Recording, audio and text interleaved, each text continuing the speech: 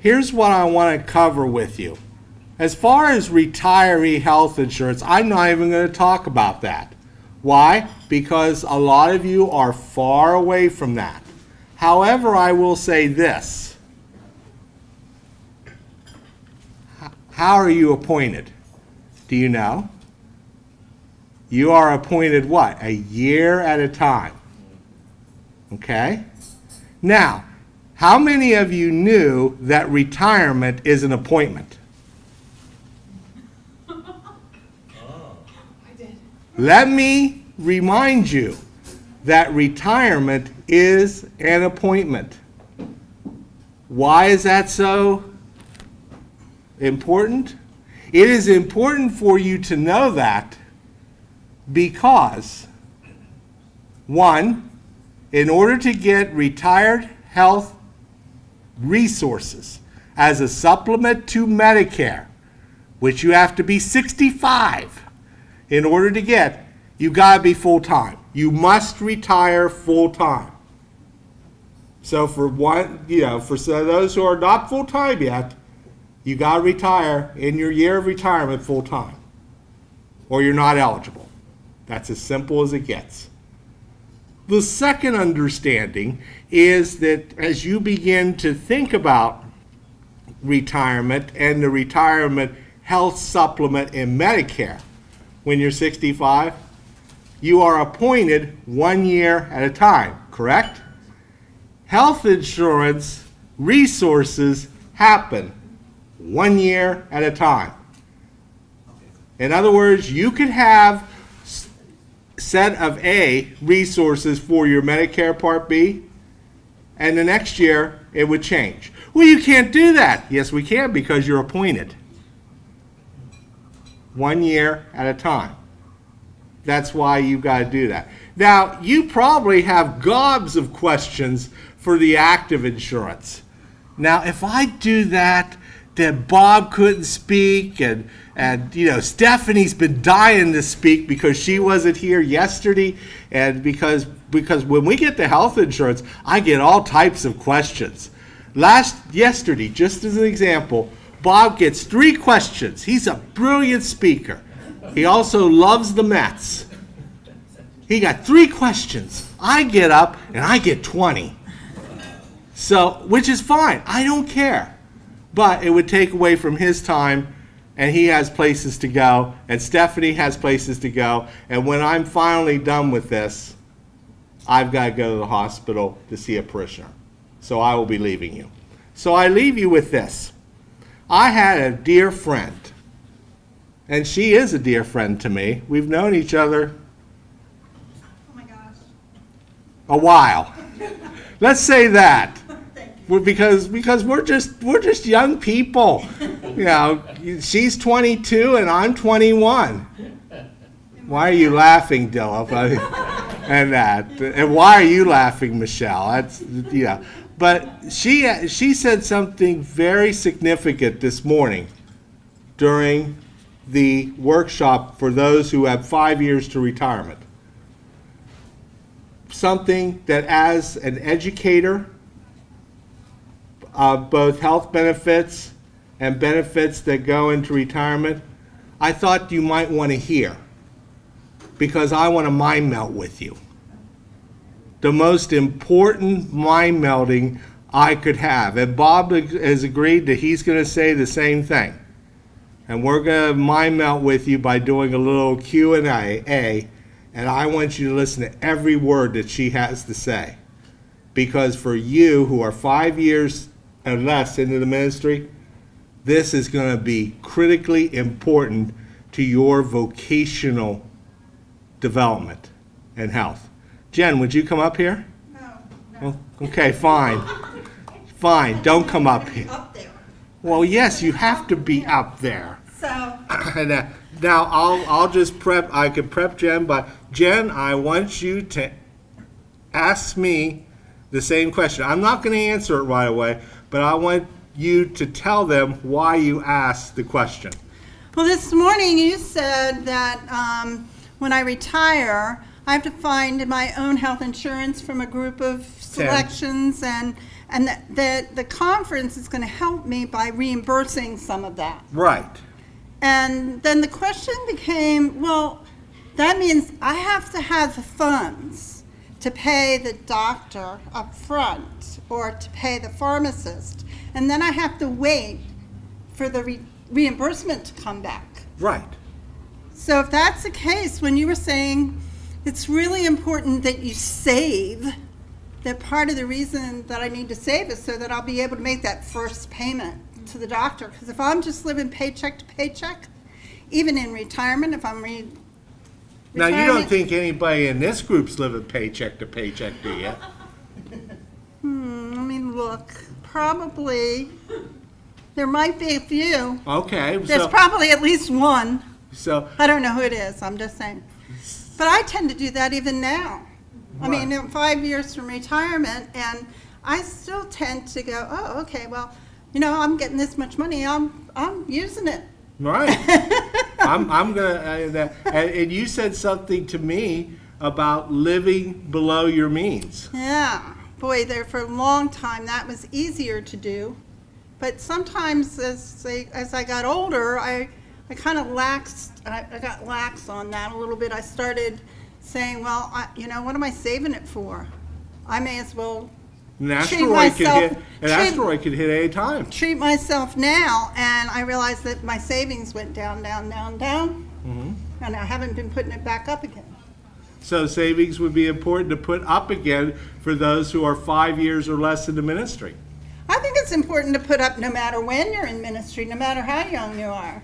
Because, I mean, just think about it. If you even put $1 away in a regular bank account every week for, hopefully you'll all be in ministry for 40 years. For 40 years, I mean, even at today's interest rate, just think what that would be. You know, you might be able to retire a millionaire. Well, thank you. You're welcome. Thank you. Save. I think you want to thank Jen because A, she's honest, and I've always known her to be that way, but B, hopefully she's given you valuable words to learn by, because this is where Michelle better sit down. I am going to tell you a phrase that I've kept count of in the board. 5 times it was said last year. Now you have to understand the Board of Pensions is made up of 16 clergy in theory and 16 laity in theory. Now what was said, but I won't tell you by whom, because it was multiple people in both lay and clergy. You know what they said?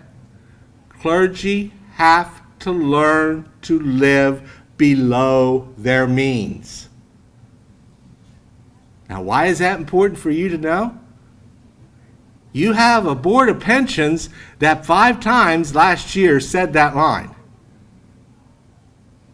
When they draft strategies, when they draft health insurance costs, when they draft all kinds of other things, that's the litany that is echoing through the chamber. If I could go back in time, not only would I have more hair, but I would have learned that lesson just like Jen quicker. You have an opportunity to learn that lesson now. Because in retirement, the discipline may never change. Oh, you're saying, oh, well, we're going to have 6 disciplines by that? No, we're not. The discipline may never change. Us as a board only give you access to health care as a Medicare supplement. Guess what it says about actives? Would you like to know that? I'll tell you. The Board of Pensions is to give you access to health care. Did it say that we have to pay for it? Did it say that we have to have a stipend for it? Did we have to say that we had to make the churches pay for it? No, those are all conference policies. Am I doing good, Michelle? Excellent. There you go. They're all conference policies. What does that mean? They can change at a blink of an eye. One motion, one vote, one majority, and you got to change. Why do you think I had Jen up here? Because she gave you the clue. And in closing, I'll give you that clue. You're all United Methodist pastors, right, being appointed? Okay. If there was something Wesley said, maybe you can help me with it. And that, you can help me because you're all brighter theological students. I'm dull, and and I'm old, and all that. What is it? Make all you can. Save all you can. What? Save all you can. What? Save all you can. Save all you can. That's the stewardship of your ministry. That's what, if you live by it, you won't have to be up nights saying, I won't pick on Michelle, saying, what's that nasty person Keith Rockwell doing to us now? By changing the health policies. You need to start saving. I got debt. Talk to the Board of Education. Talk to the Board of Ordained Ministry if you got seminary debt. They'll help you as much as they can. But you have to start saving. I think Jen either wanted to bid or wave at me or do something else. Well, I was just thinking too, starting out in ministry, we may not be aware, since we are appointed year to year, one of the reasons why you should probably live just below your means and save is because there is really no guarantee that your next appointment is going to be more money. It's not like in the corporate world where I figure I'm going up the corporate ladder, now I'm going to be vice president, I'll get more, now I'm going to be senior vice president, I'm going to get more. Not necessarily. You can often, they try to not give you a pay cut, but there's no guarantee. Hi, Cabinet. I know you're going to watch this, but I know your survey. Yeah. You don't know their survey, do you? Of all the appointments that are made in a conference year, how many people get raises? I'll go with some people and have some fun. So, Michelle, what would be the percentage? Cabinet knows it. I know it. What is it? We're not considering cost of living raises. We're just saying Raises. raises. What percentage? Less than 10%. Stephanie, Way less than 10% would be my guess. Bob, just to have fun with you. The percentage of people who get raises or what? The percentage of pastors that on new appointment gets a raise in their salary in this conference. 75%. Wow. I want to go to Wait, your wait, that would include cost of living. I'm only cost of kidding. living. I 8%. think it's got to be low. Most of the time they try to keep it the same or just a little. I've taken less in new appointments. 8. 8. 8%? You really think long and hard, folks. I'm doing this because I deeply care about you. To mind melt with you about how your future is going to unfold. Because we at the Board of Pensions do care about you. We really do. We think about all of us. We pray. Do you know we pray for you? We pray for all the clergy every time we meet. When we are given specific situations that we have to address, Michelle makes sure we pray over those situations that we have to address. Folks, we are not your enemy. We are you. And you are us. And we want to give you the best pathway forward. It's been great being with you. I've enjoyed my time with you. Stephanie's going to come forward and do whatever Stephanie's going to do in a great way. And We're all looking forward to figuring that out. And I think Stephanie will also field other questions, and because of time considerations, I couldn't. Stephanie is the vice president of the board. She is a younger person. I know, I'm as old as dirt. And that. but she is a younger person, and you may be able to ask her or Bob questions. Learn from this. Hear from this. And then pray over what you have learned and heard. God's blessings. I wish you the very best in your ministries, and I, as your colleague, am excited to have you in ministry with me. God's blessings. Thanks. Thanks so much.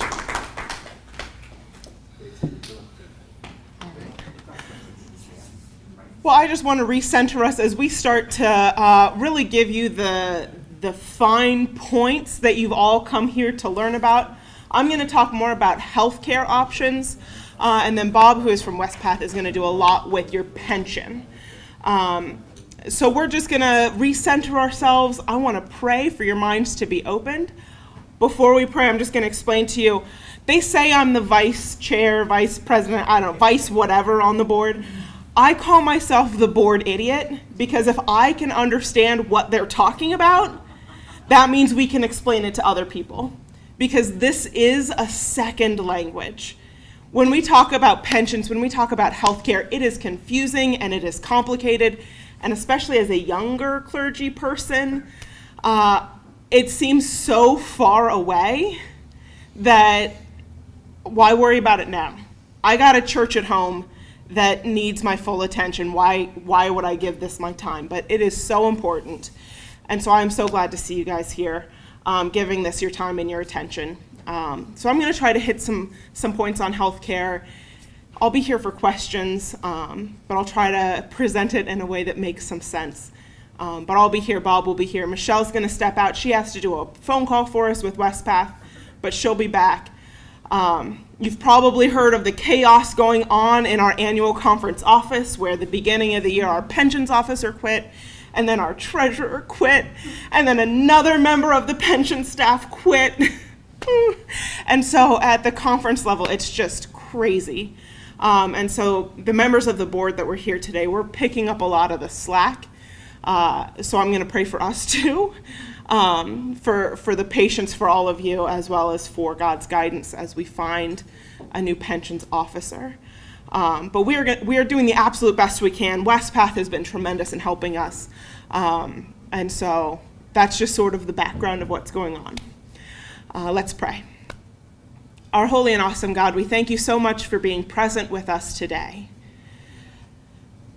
Thank you for the beauty of this earth that you have created, and for a moment just to breathe deep. A moment to step out of ministry and to see those things that you have placed in this conference to care for our health and our financial futures. Lord, we praise you for your work of those who have come long before us, for the work of those who are coming after us, and for the opportunity to serve you now. For all of the churches and the ministries represented here, we pray your blessing. We pray for sustained growth of disciples, and in all things for your will to be done. For the conference office and the Board of Pensions, we pray for peace. And we pray for answered prayers and a new CFO and a new BPO as the search continues for those people. We pray for patience from all those in our annual conference who are facing difficult times in their lives and their families and struggling to do what's needed. Grant them calm. Grant them patience. And in all things, let all of us exhibit the fruit of the Spirit as we deal with one another, and above all, as we deal with our churches. Help us to live out the calling that you have placed on us daily. All this in your holy name we pray. Amen. Okay, so what I have on the left-hand side of your folder, you have some information about our health plan exchange, which is our health insurance. I do have a question before I go. You had a beautiful prayer. Well, thank you. But maybe for some of us who are not really associated with alphabet soup, Oh, without, yeah, And that CBO and So- CFO maybe would be helpful. that is helpful. So if you have been involved in the annual conference, you've probably heard the name Andra Haverstock. Andra was the CFO, the Chief Financial Officer of our conference, or the conference treasurer. She was often referred to as that. CBO is Conference Benefits Officer. That was Kelly Cox, who resigned in January. And so the treasurer takes care of like the big budget stuff, of course, and then the CBO really looks over our pension and health benefit, any changes, anything like that. So, all right, so you have this little booklet. This is a really helpful booklet, and I tell you that from experience. Just to give you a little background on myself. I'm finishing up year 8 in ministry this July. Praise God, I'm going to be ordained at annual conference this year. I have a 2-year-old daughter. I'm going to celebrate my 5th year of marriage this year. So I am a young clergy person. I'm going to be 32 in June. And so all this stuff is foreign to me.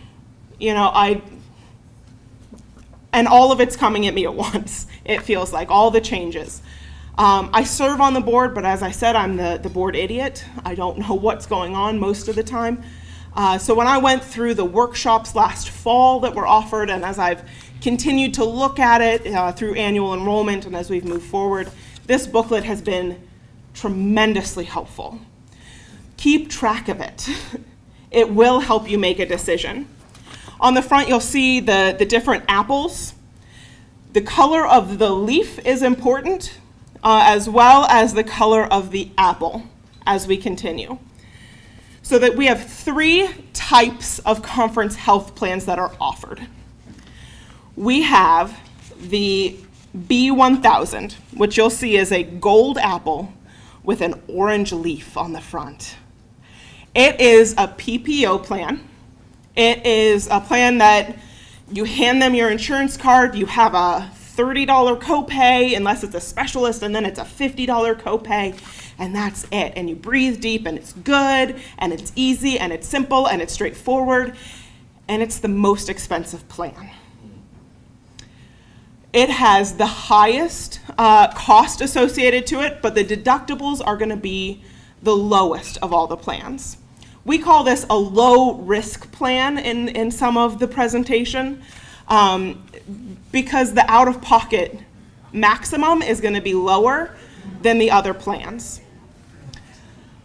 Moving past the PPO, it's a great option, by the way. None of these plans are going to be any better or any worse than any other plan that is offered. It's just going to be better or worse for you in your life situation. So don't cross off plans and scribble them out, and don't circle plans saying this is definitely what I'm doing. Because you need to take some time and think about it and really sort of delve into the numbers to make sure it is the best plan for you and your family. Not just, oh yeah, that sounds great, like who cares if it's super expensive, because it's gonna give me peace of mind. That might be true for you, but it might not. So then the next set of plans, those are our HRA plans. They have the blue little leaf, and we have a gold plan and a silver plan. The HRA C2000 is our conference default plan, which means if you walk out of this room today and never do anything again with your health insurance, you will automatically be enrolled in that plan with no vision and no dental coverage.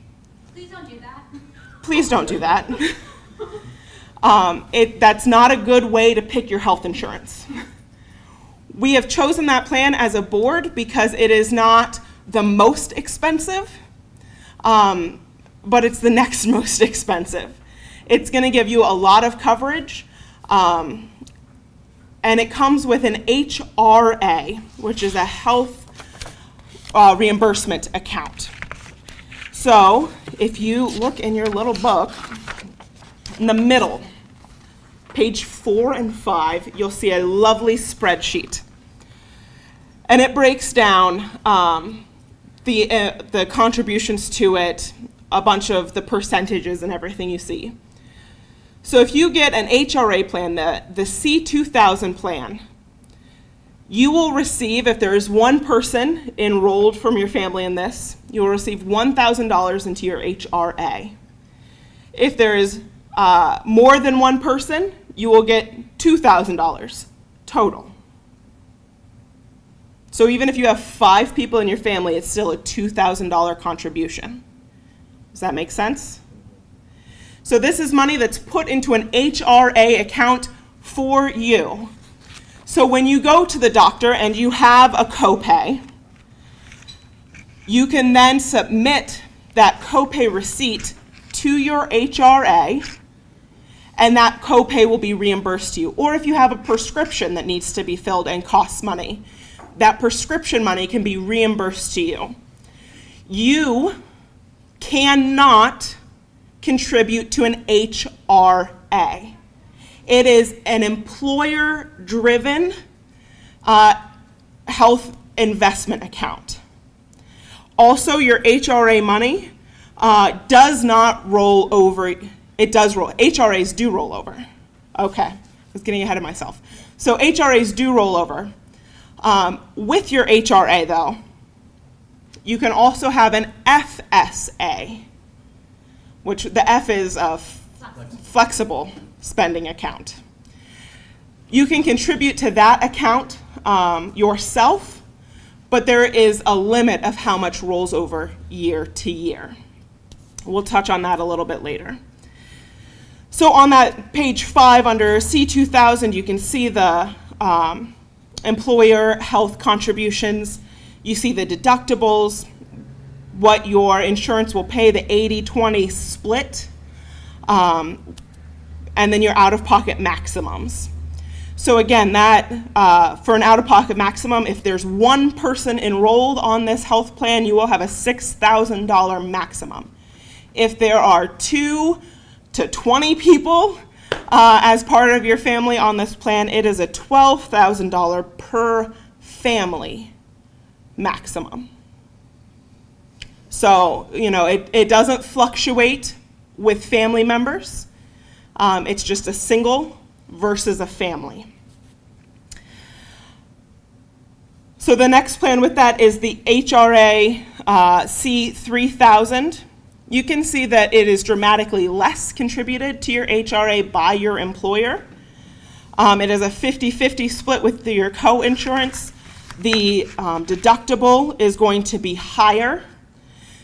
So we see it's a higher risk plan.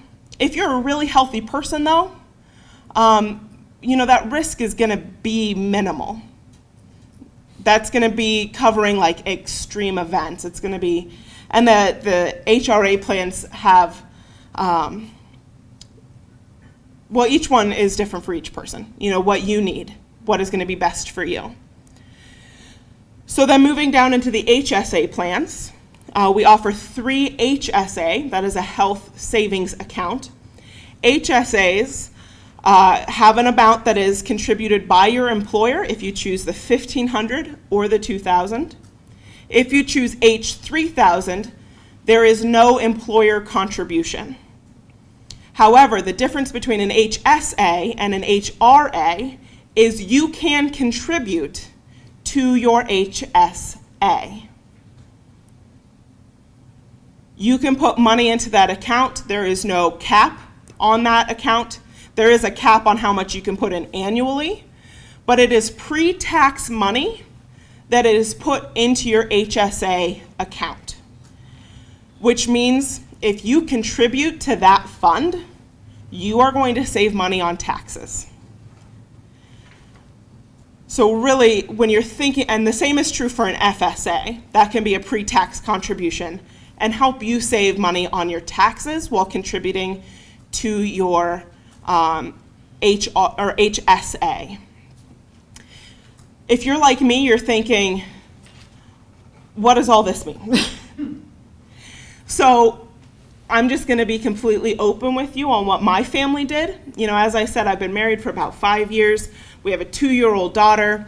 We took all these numbers, we took the year that I gave birth and all the doctor's bills that we got from there, added it all up, and looked at what we spent out of pocket off the PPO plan back then, because that was 2 years ago.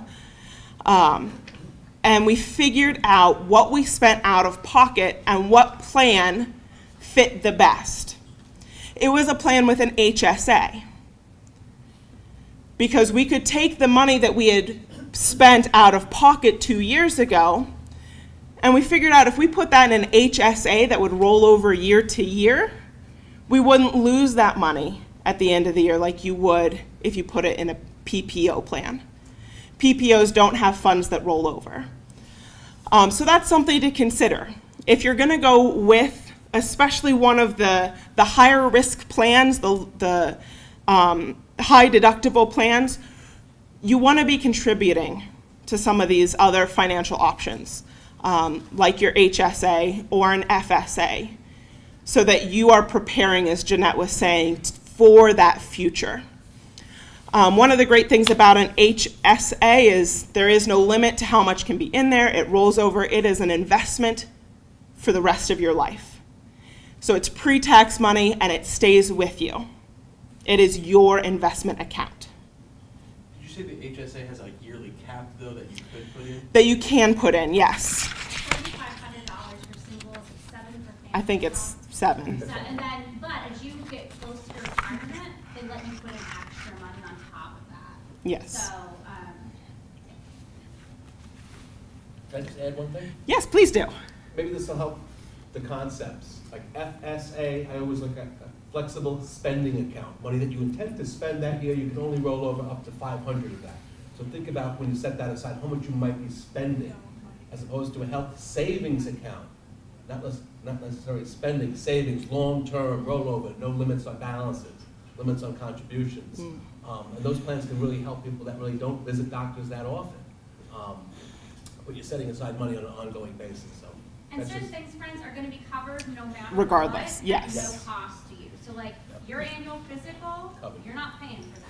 Correct. Annual exams for women, Covered. that is covered. When you get to the point you need your mammogram, women, that's gonna be covered. Colonoscopies, when you get to that age and it's within whatever the given time frame is by the government, those things are covered.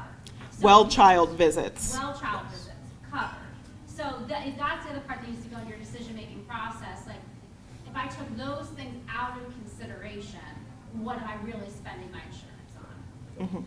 Yeah. So when you're going between, like you were saying, between the HRA and HSA, say if you look at that, the H 1500 and the C 2000, if I'm hearing you right, the accounts that the employer puts in is, the amounts there is just the HSA, you're allowed to put money into it, that rolls over just like the other one.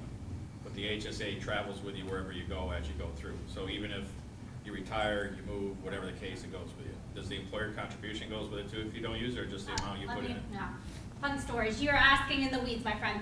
No, I'm just, because that's the decision Yeah. between the Oh, two. because of- 100%. Yeah, HRAs, if you leave the denomination, don't go with you. You have to spend it within a certain amount of time. yeah. Even your amount you invest?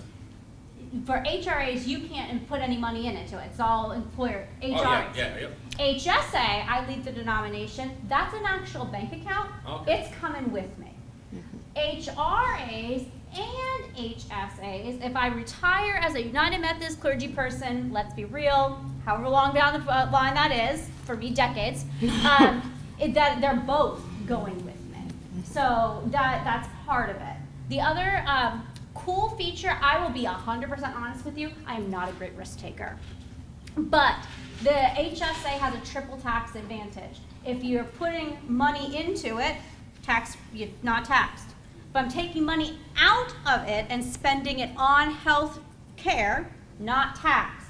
I can also invest it to hope to get a greater return. Once again, not a great risk taker, but some of you may be. And so that's the other benefit or way you could use your HSA. So non-medically, if you use that investment is what You can invest it in hopes to build up your medical account. If you took it out for non-medical reasons, then it's going to become taxable. And it doesn't matter if you put it in or the conference puts it in. For Correct. that money, because that money still travels with you. 100%. And no, though, so I'm single.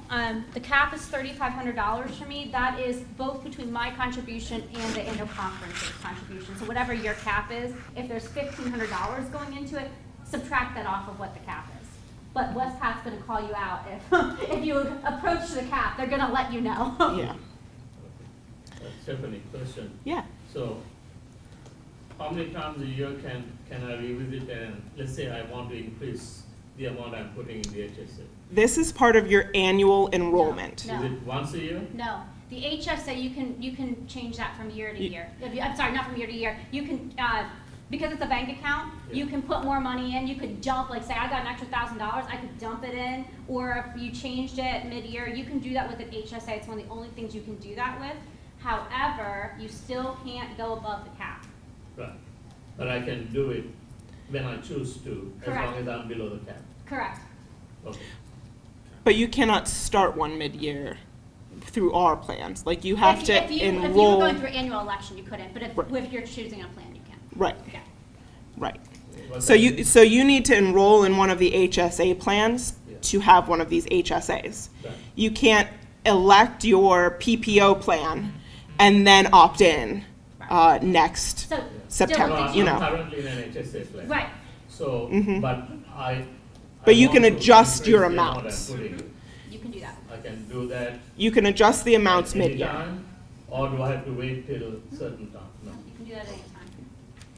Other fun fact about HSA friends, they're a bank account, which means you need to set a beneficiary for them as well, so that you don't necessarily have, you don't do that with an HRA. Yes. One quick beneficiary, if you already have a power of attorney that takes that, that doesn't cover, you still No, have it to does do it? not. I say that Okay. as a single person who just did her will this week. So. I was wondering, because I've done all of that. I have a power of Correct. attorney that is fine, so you have to designate on it even though with a power of attorney, okay. And Westpac can help you do that. Okay.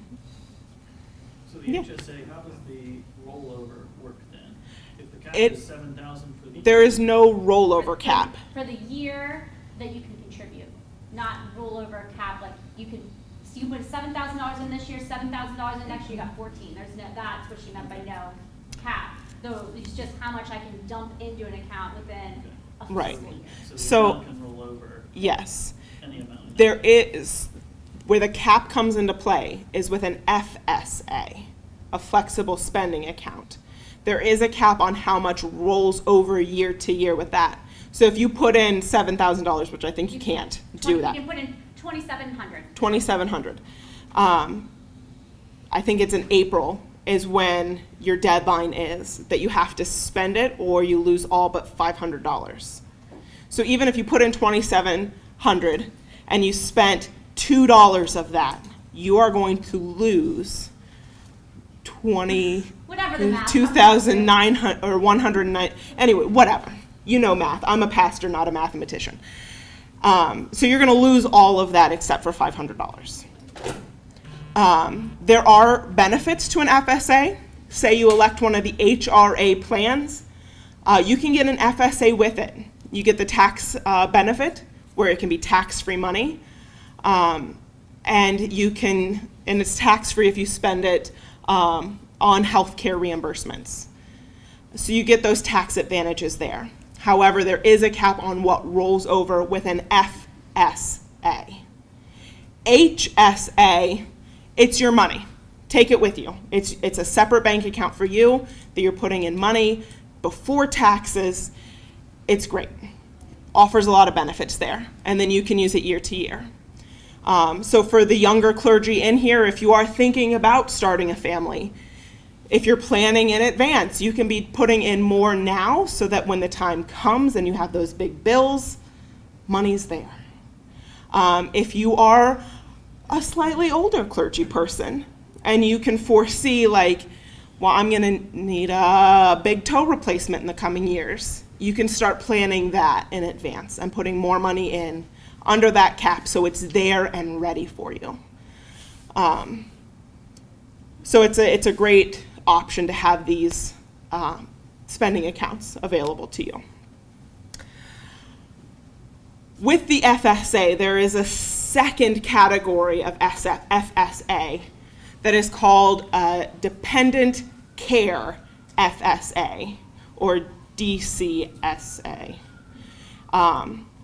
This is something that if you have a dependent child or a dependent parent, or dependent spouse, I would imagine, but somebody that depends on you for care that you need to provide a place to be while you are at work, you can contribute to a DCFSA, and be reimbursed for the cost of that care. 2-year-old. She's obviously not here, otherwise she would be climbing the walls right now. She's in daycare full time so that I can do my job. It's beautiful. She loves it, I love it, we all love it. It's expensive. So what we do is we elect to contribute to our dependent care account. We contribute the maximum because that's what we need. And every month when I get my receipt from the daycare, on my phone, I have an app, I take a picture of the receipt, and they send money to my bank account to reimburse me. So I have money taken out of my paycheck pre-tax that is then reimbursed to me. It's awesome. It saves us like $2,000 in taxes. It's fantastic. But that is not just for children.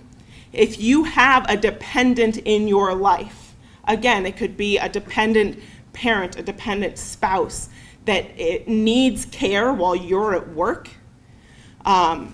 you can get a dependent care savings account and be reimbursed for adult daycare.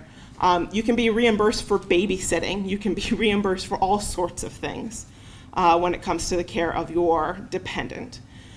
So that's another tax advantage that's offered through our health care and benefits that you should be aware of. So with a PPO plan, pretty much everything is covered under your insurance. You have your deductibles. It's a low risk insurance option. That is terrific if you know you're going to have a lot of healthcare costs. If you don't think you're going to have a lot of healthcare costs, if you're generally really healthy, you can consider some of these might be a better fit for your life. You might not need the same level of healthcare coverage that a PPO offers. You might be able to go with one of the higher deductible plans that are a bit higher risk, and be able to put money into an FSA or an HSA along with your HRA if you go with one of those plans, to be able to offset the cost. So that's what I was getting to earlier when I said for us, my husband and I sat down and we looked at what we spent the year that I gave birth, and we saw what it would cost, and so we're putting most of that into an HSA plan. And so we do have one of those green level plans because that's what fit our family. And again, just look at the numbers. Sit down and really look at what you think your needs are going to be and what's offered there. So let me make 3 quick points, friends. 1, you're not stuck with your health insurance forever. Every year, you're going to make a choice, right? Mm-hmm. So if you try something out, be it a PPO, be it a CDHP plan, be it an HSA plan, and it doesn't work out for you, you're not locked into it forever, right? So point number 1. Point number 2, Stephanie is saying that she and her lovely husband made a decision that they're going to be on her health insurance. For those of you that have a spouse, you don't have to cover them on your insurance. You can choose to do that. You're absolutely able to do that. But if they have separate insurance through their employer, you don't have to bring them onto your plan. That's a choice you're going to make as well. Yeah. And if you say to me, but Michelle, my spouse is going to be on their insurance, but I'm going to cover my kid, what does that mean for me?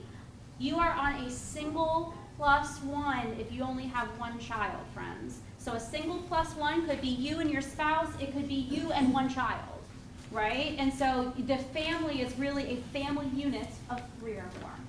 So keep those things in mind when you're making some decisions. All right. You guys are starting to glaze over a little bit, but I'm going to keep pushing through. Yeah, we'll make it worse. For those of you who are entering a full-time appointment this year, if it is your first appointment that is full-time, or if it is your first full-time appointment, you are going to be asked to make your healthcare selection that will last from July 1 to the end of the year. Within the next month, we're going to have information to you and a deadline to get that back. We are asking for you to have it into us prior to July 1 so that you can be enrolled well before that, so that you're not in this icky area that can sometimes exist if we wait until after July 1 to get you to enroll.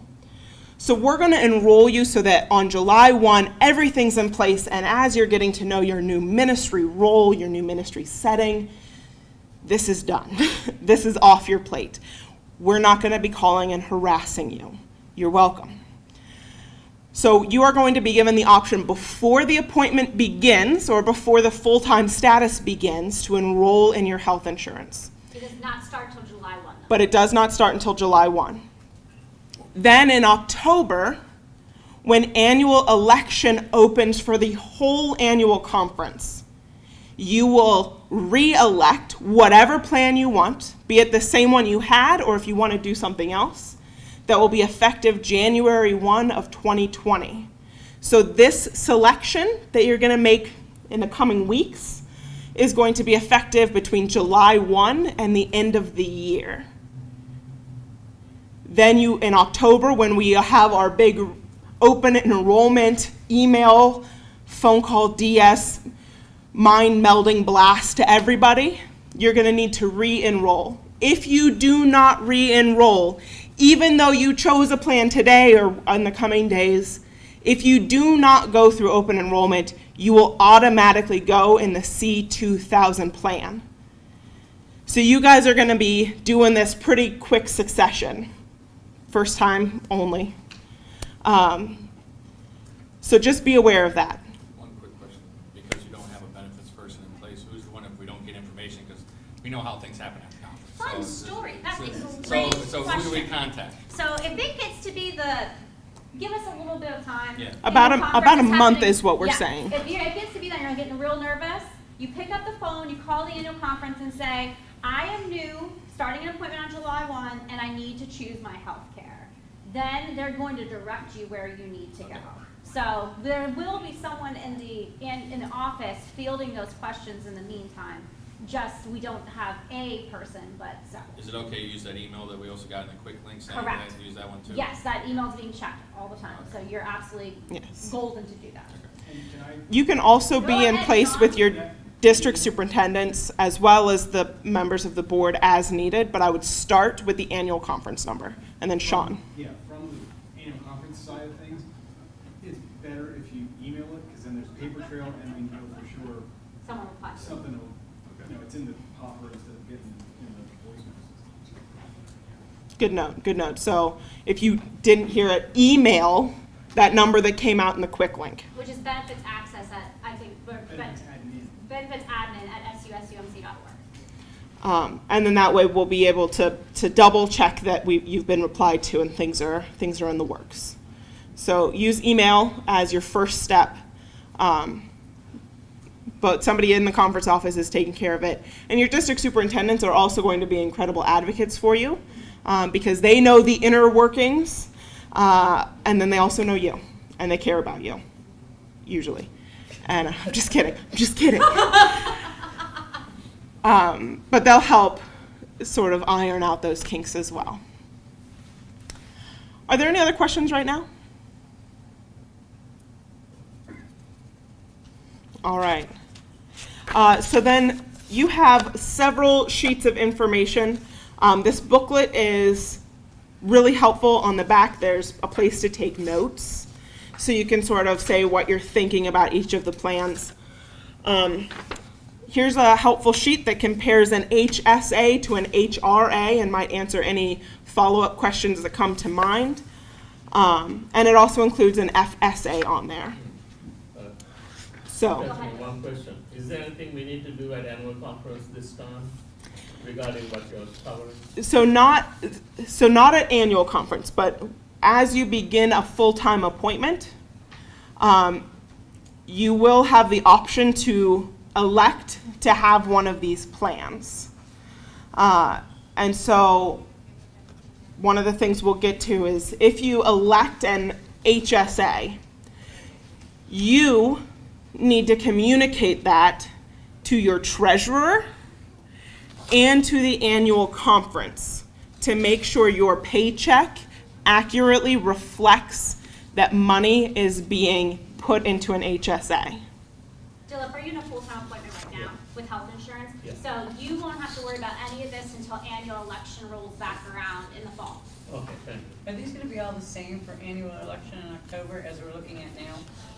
Generally, yes. Yeah, with one change that we'll announce, but yes. However, let's say that I choose to add more money to my HSA, I need to make sure my, like Stephanie just said, my treasurer knows Correct. that. Correct. So And we, if you're gonna have it deducted from your paycheck, Philip. So if I'm just gonna take $1,000, I'm gonna dump it into that account, but it's not gonna be a payroll deduction, don't tell her that. She doesn't, your treasurer doesn't need to know that, but if you're gonna ask your treasurer to take more out of your paycheck, 100% they need to know that. Okay, thank you. you also have a packet that is the pharmacy or the plan comparison for plan participants. This goes into a lot more detail. I'm not going to go into all this detail, but this is going to break down like in a lot more depth what each of those areas of coverage are. And the colors coincide with this booklet because WestPath is awesome. So that information is there for you. You also have 2 additional sheets. One says VSP Vision Benefits, and the other one says Cigna Dental Benefits.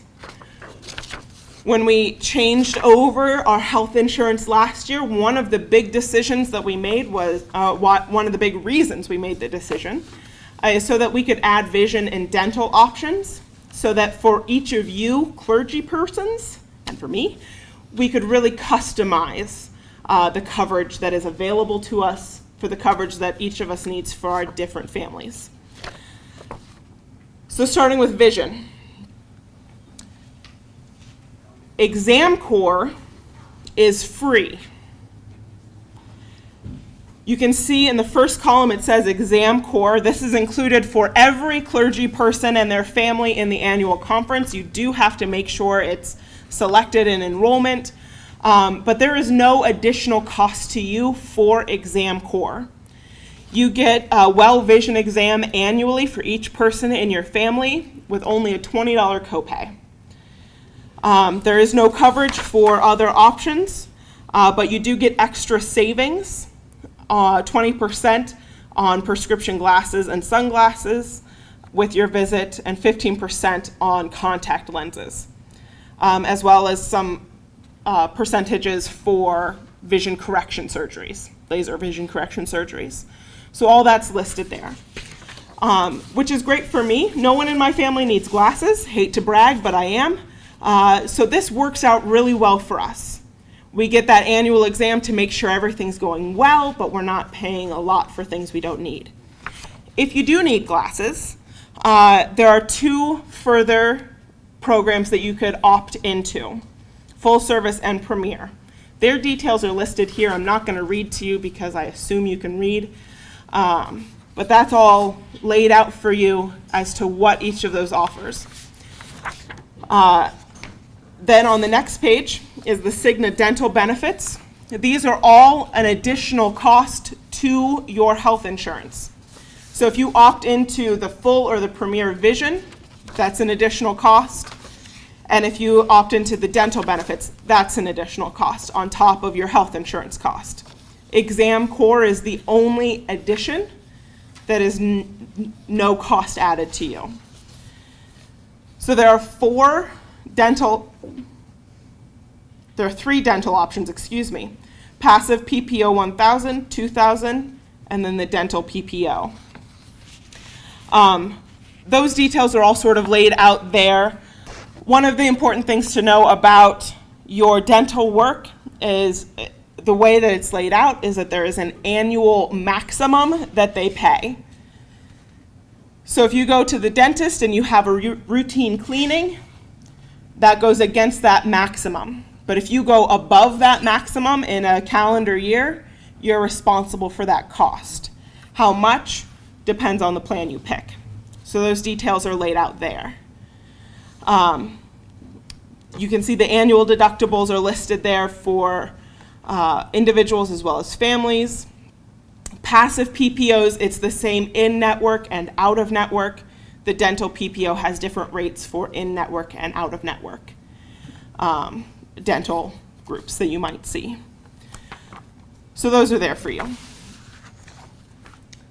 And then behind that in your booklet is the contribution election information instruction form. We're going to talk about this a little bit more. But on here, you can, not this form. I don't know if we have, oh, no, it's the next page. Sorry. Health insurance salary reduction agreement is what I was looking for. That's the form that if you are enrolling in an HSA, an HRA, an FSA, a DCSA, any of those acronyms, any of the A's, you fill this out, send a copy of it to the annual conference, give a copy to your treasurer, and it lets them know how much to reduce your salary by. On here, it shows you the premium credits about 2/3 of the way down. So the actual cost that you will pay, and then any additional premium credits that are any additional credits that are needed for your different accounts. So this is a helpful sheet to have. Send one to the conference. Give one to your treasurer. Probably should keep one in file for yourself just to be sure. My treasurer, sweetest woman alive, she accidentally double charged me because she took my negotiated number down, and then she subtracted my health insurance from it again. So we almost had an issue, but I had a copy of this on file myself, and so I could walk her through what was already done, and it was all good. We're still eating, so it's a good time. So this is there for you if you need to adjust your salary changes. So this is great for you, Dilip, where you can, if you want to change your overall contribution for the year, this is the form you would use. All right.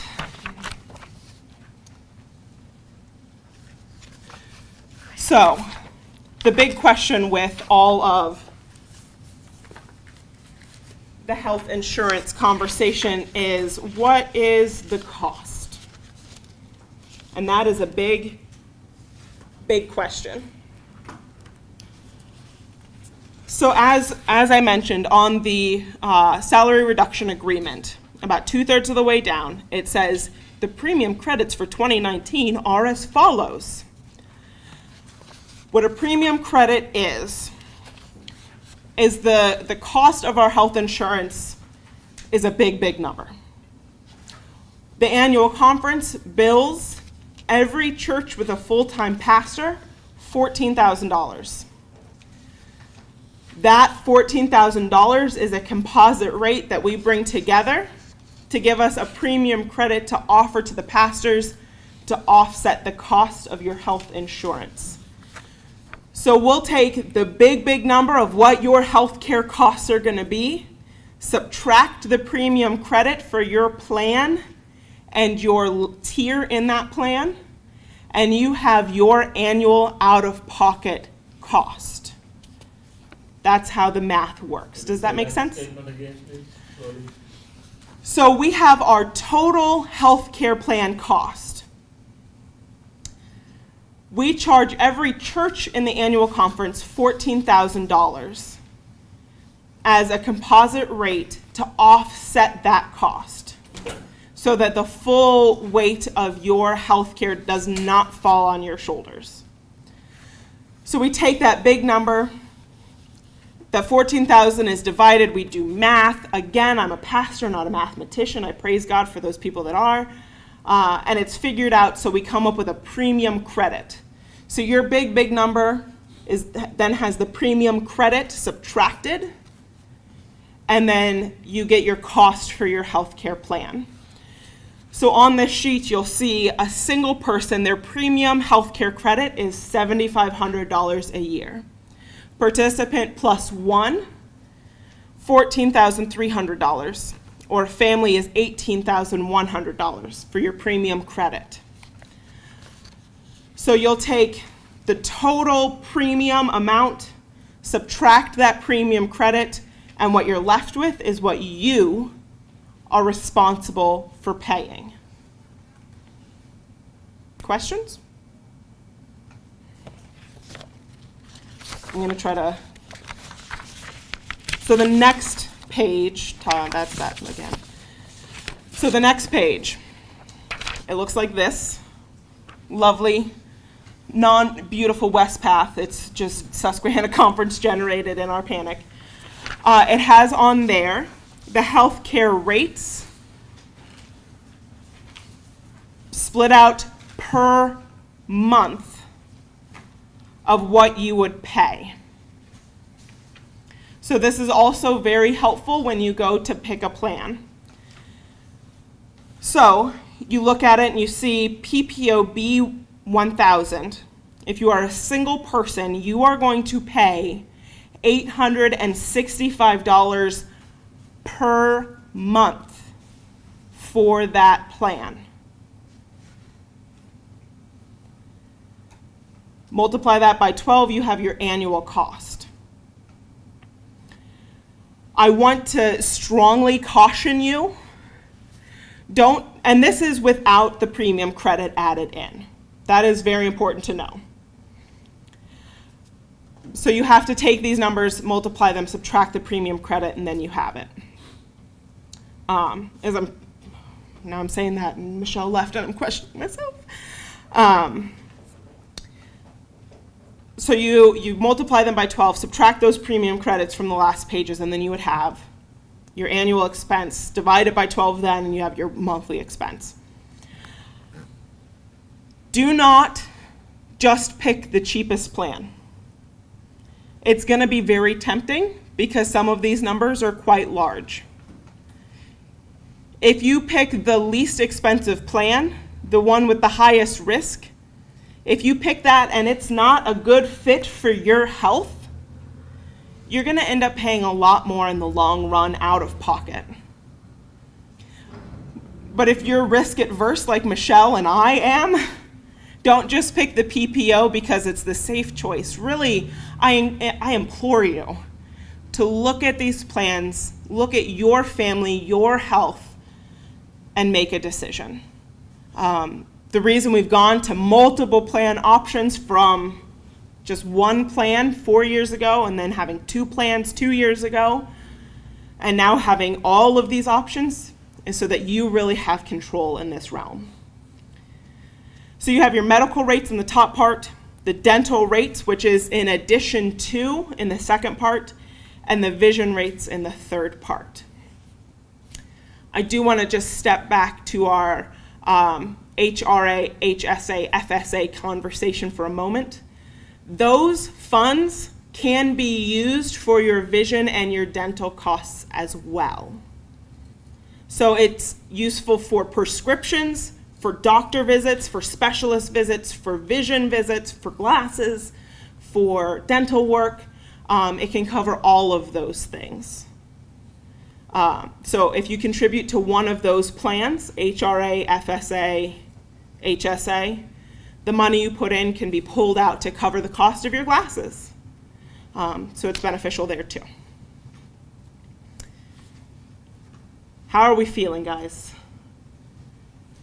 Do we need to take deep breaths? It'll be okay, I promise. Just to clarify, the premium credits get applied to whatever. So say I just chose the lowest plan. It might be the best plan for you. It might be. But say I multiply that by 12 and then subtract the premium credit and then divide that by 12 to figure out Your monthly. Just want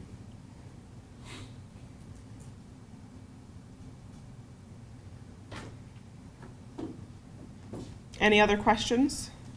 So you said that you can take money that's put into the if you have an HRA, HSA, or FSA, you can take money that you invest in there and you can pull that out for dental or for vision. Mhm.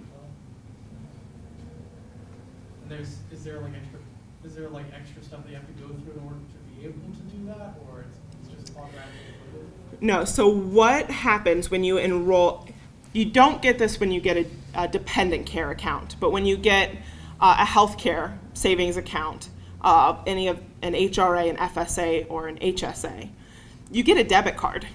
It's blue and orange, and it's super fancy. It's not fancy looking. It's blue and orange, and it is loaded with your contribution to your account. And that looks different if it's an HRA versus an HSA, what's loaded on there right away. But you can take that to the pharmacy and swipe it just like a debit card. Or you can use it as a reimbursement. And for that, there's an app that you can get from WageWorks. And you take a picture of your receipt, and it sends money back to your bank account. That's also what you use if you do get a dependent care account. With my phone, I take a picture of the receipt, submit it to WageWorks, and in like 3 days, I'm reimbursed for my daughter's childcare. And if you don't have the card with you, so you only get one per family. So if you have it and your wife goes to pick up prescriptions, then she just brings the receipt home and you take a picture of it and you get reimbursed the same way. Yep. In terms of communications with our church treasurers, is that up to the pastor? Yes. Okay, not anyone else who will be communicating. No, you need to communicate to your treasurer and the annual conference salary reductions and salary changes. I don't even remember the exact number of pastors and how many full-time pastors and all that, but there are a whole lot more of us, especially now, than there are people in the conference office. So it's up to us to make sure we are clearly communicating and really double check those lines. Once you make the changes, double check your pay stub to make sure it's correct. You said if we take it from our paycheck, we had to fill out that form. If we don't have to fill out that form. Your treasurer. If we just want to do during the year, we get $1,000, we put it in. Do we communicate that to just then the conference office, or do we have to communicate to? You wouldn't need to communicate that to the conference office either, because it's your account. Where would we put the money? Who do we send it to? So I'm saying the treasurer wouldn't be sending it in towards. So you would be using your account with WageWorks. Okay. Is my understanding of it. Please correct me if I'm leading up that's astray. okay. But you would communicate through WageWorks. You create an account with them, and you'd go through that, and they take care of our various secondary accounts. I wasn't familiar with WageWorks, so I probably have an account. Probably. I'm familiar with that. Is there an 800 number or a website? Yes. Yes, I don't know what it is. Once you are enrolled in conference healthcare, you will have access to WebMD. I don't even remember the full name of it. I just type it like WebMD in my browser and it pulls it up for me. Okay. And so you create an account there, and it's going to talk to you about all of your healthcare benefits. You're going to go there for your annual enrollment. One of the tools that you will have when you go through annual enrollment is a tool called Alex, who's going to help you make these healthcare decisions as well, where you put in your details and Alex can help spit out information. That's going to be available during open enrollment. You have details about how to earn wellness points that can be then returned for cash. Another way to do that is through our Blueprint for Wellness screenings that take place at annual conference.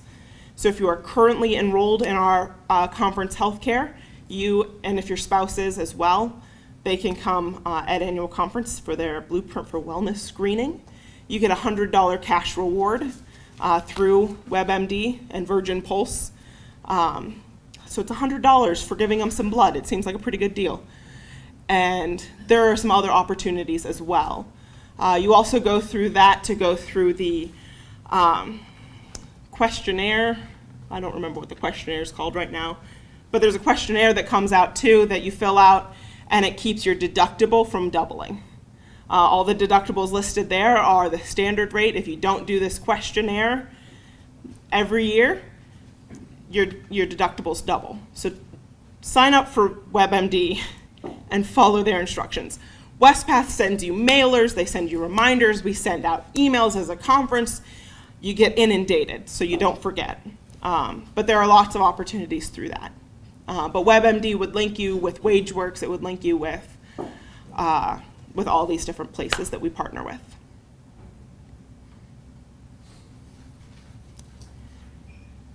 Anything else?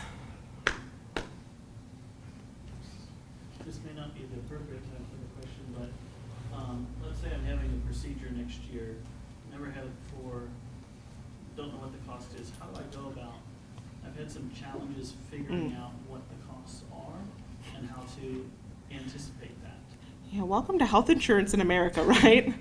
I mean, the best way to figure that out is you're going to need to talk to the individual or the group performing it, because it's going to vary based on what they charge. So just like where you take your car to the mechanic might vary on who the mechanic is, when you take your body, it's going to vary on who the mechanic is for your body.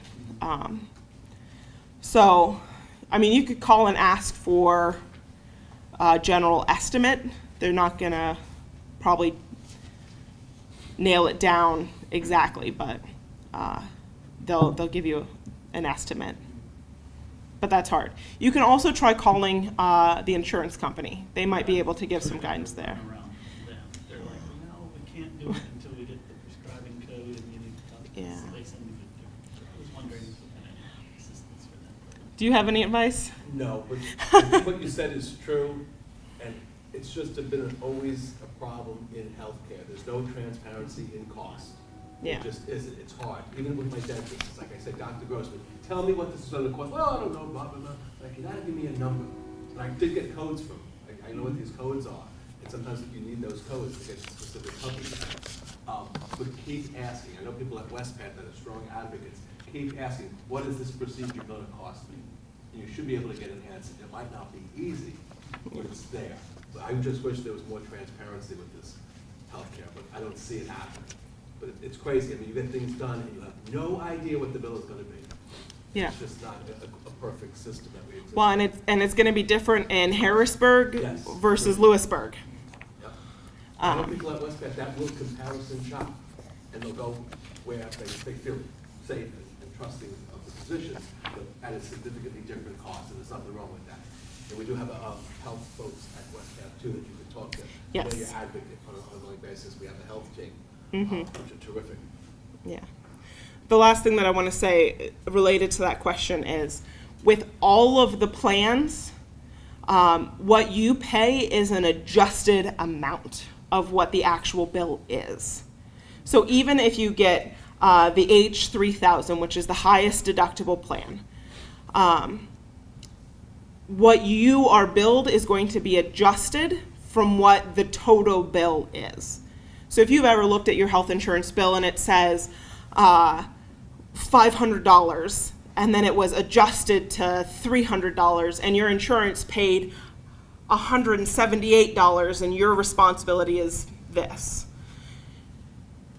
you're still going to have that adjusted amount because you have insurance.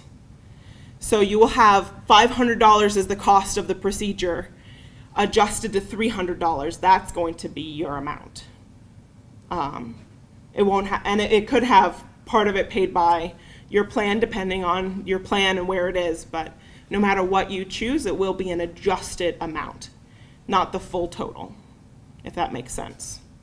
And insurance sort of plays that game. That's not something we negotiate. But I found that helpful to know. This Yeah. might be, I know this might be in the weeds, but just one question. If you pick the amount the employer pays in, the HRA or HSA, we come in July, and we have to do it in October. That's not a full year. So we get a prorated amount with the amount that gets put into the account? That is my understanding. That's Because my we're understanding paying for 6 too. months to get it prorated. The only reason, because Yeah. the way it was presented, that's why I want to make sure that's, Yeah. because the way it is, we don't get that 1,000 or something, we get a prorated amount based on that time. I'm fairly certain that it's a prorated amount. Okay. Ask Michelle when she comes back. I'm pretty sure it is. Yeah. Yeah, just- yeah. I mean, I'm trying to, we had sort of a complicated question that's the reverse of that with retirees, and I can't remember where we landed. But, all right, well, I'm done talking to you, so I'm going to turn it over to Bob, and he's going to give you a whole lot more information. So thank you very much for being here. Great job. Excellent. Thank you. Excellent, excellent. While I'm setting up here, I can just tell you, I've been in HealthFlex Exchange for about 5 years now, and, it's a private exchange, and it is terrific. Healthcare has changed. We're seeing it continue to change, and I think Westpath is really ahead of the curve on this by offering a private exchange here. That's what this is. This is not Obamacare. This is a private exchange. It's giving you, as consumers, as participants in these plans, more choices, more control, more flexibility. And depending upon your situation, there are plans that are really right for you and for your finances. And what was mentioned too, not initially, but in the annual enrollment period, we do have some real complex decision support tools that'll help guide you to really make a choice. So what you pick right now for July 1 coverage can be totally different than what you pick going forward for 2020. And you're not alone here. We have about 27 annual conferences that participate in HealthFlex Exchange. We have 2, possibly 3, depending upon how it goes, at annual conference that will be joining us in 2020. So we continue to see HealthFlex Exchange grow, get bigger, more participants, and that's good for everybody. Because the more participants we have, the better experiences we have, the better it can be spread out over larger groups. So a lot of real good things are happening. The topic I'm going to focus on is not healthcare and not nearly as confusing as healthcare, but it's going to be Westpath and some of your retirement benefits and other services, including benefit access. And I do want to encourage you, we have a nice small group, ask questions as I go through this material. It'll make it a lot more interesting for both of us. This has been a 2-day event, so it's my pleasure to be out here. My name is up there. It's Bob Christopher. I'm the manager of benefit education over at Westpath Benefits and Investments. And as I said, I've been with them 5 years now. I am one of about 7 remote employees at Westpath. I am East Coast based. The position I do, I manage a team of benefit educators, and we go really throughout the country to talk about retirement benefits, to talk about healthcare benefits, to talk about death and disability benefits, and the wellness programs. And not to get off on a tangent, but what was mentioned, and that's a fun part of HealthFlex Exchange. It's not just healthcare. There's a lot of great wellness programs that you will get information on. And I participate in Virgin Pulse. There are challenges that go on all the time. You get your first pedometer for free, and I still have mine, and I keep track of steps like crazy. Like my goal is to get 10,000 steps a day. And there actually are a lot of real money incentives. And on the app, I can just tell you, and I know this is not really my main topic here, but I have earned for doing different things, like taking the health quotient, like taking the blueprint for wellness. I'm making money. Like right now in my account, which I can cash out at any time or use to buy things, I have about $450 from doing these different incentives. So there's a lot of good stuff going on. And regardless of which program you choose with HealthFlex Exchange, it covers basic preventative services. So that's good, real important stuff. But on a totally different topic, I want to tell you about Westpath. I want to tell you about what we do at Westpath. That's a picture of our headquarters. We were a general agency of the church, one of about 10 or 11 general agencies of the church. When I joined, we were called the General Board of Pension and Health Benefits of the United Methodist Church. And we changed that name a couple of years ago to Westpath Benefits and Investments. And what we do, we're a not-for-profit general agency of the church. We manage a lot of money. About $23 billion in assets right now. Some of that is participant money, institutional money, foundation money, hospital money, university, and children's home money. I'm more interested in the participants, and we serve about 100,000 participants, active clergy, retired clergy, surviving spouses of those clergy, as well as lay employees like myself. So this would all make us really the largest reporting denominational plan. But basically, we have 260 people that work at Westpath, all under one roof. Okay, compliance, legal, communications, education, retirement services. Just a tremendous operation that goes on. But why do we exist?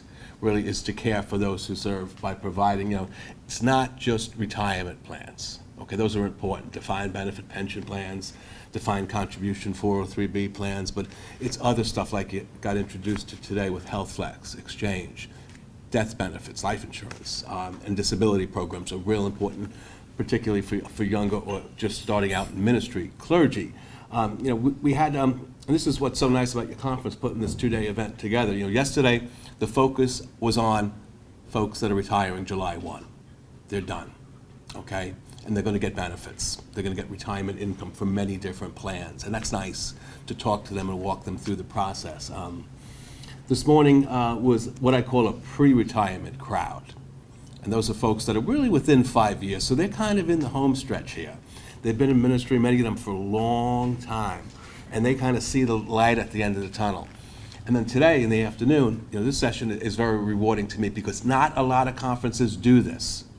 We'll have something specifically toward either younger clergy, or not just younger clergy, clergy new to ministry, maybe second career clergy. So it's just very rewarding for me to be out here to really address the needs of these different groups. I want to talk about a couple of retirement provisions.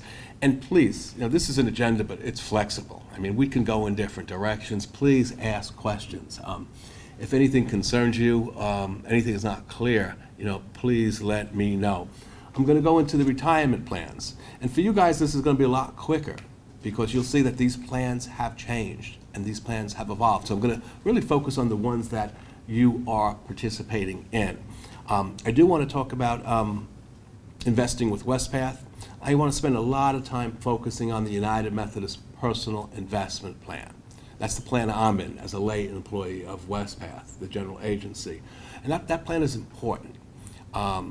Reverend Keith had mentioned the importance of savings, the importance of participating early on in these types of plans. So I'll go into some of the details, the services, the investments, the different ways to make contributions. We'll talk about CPP. And this is important for you all. Comprehensive Protection Plan is really death and disability benefits. And I've taken about 6 right now certified financial planning classes, and one that focused on risk and risk management. Said, for younger participants, the likelihood of you becoming disabled is greater than you dying. So these disability programs can become real important. And then I'll wrap it up just by going through some of the services available to you at WestPath.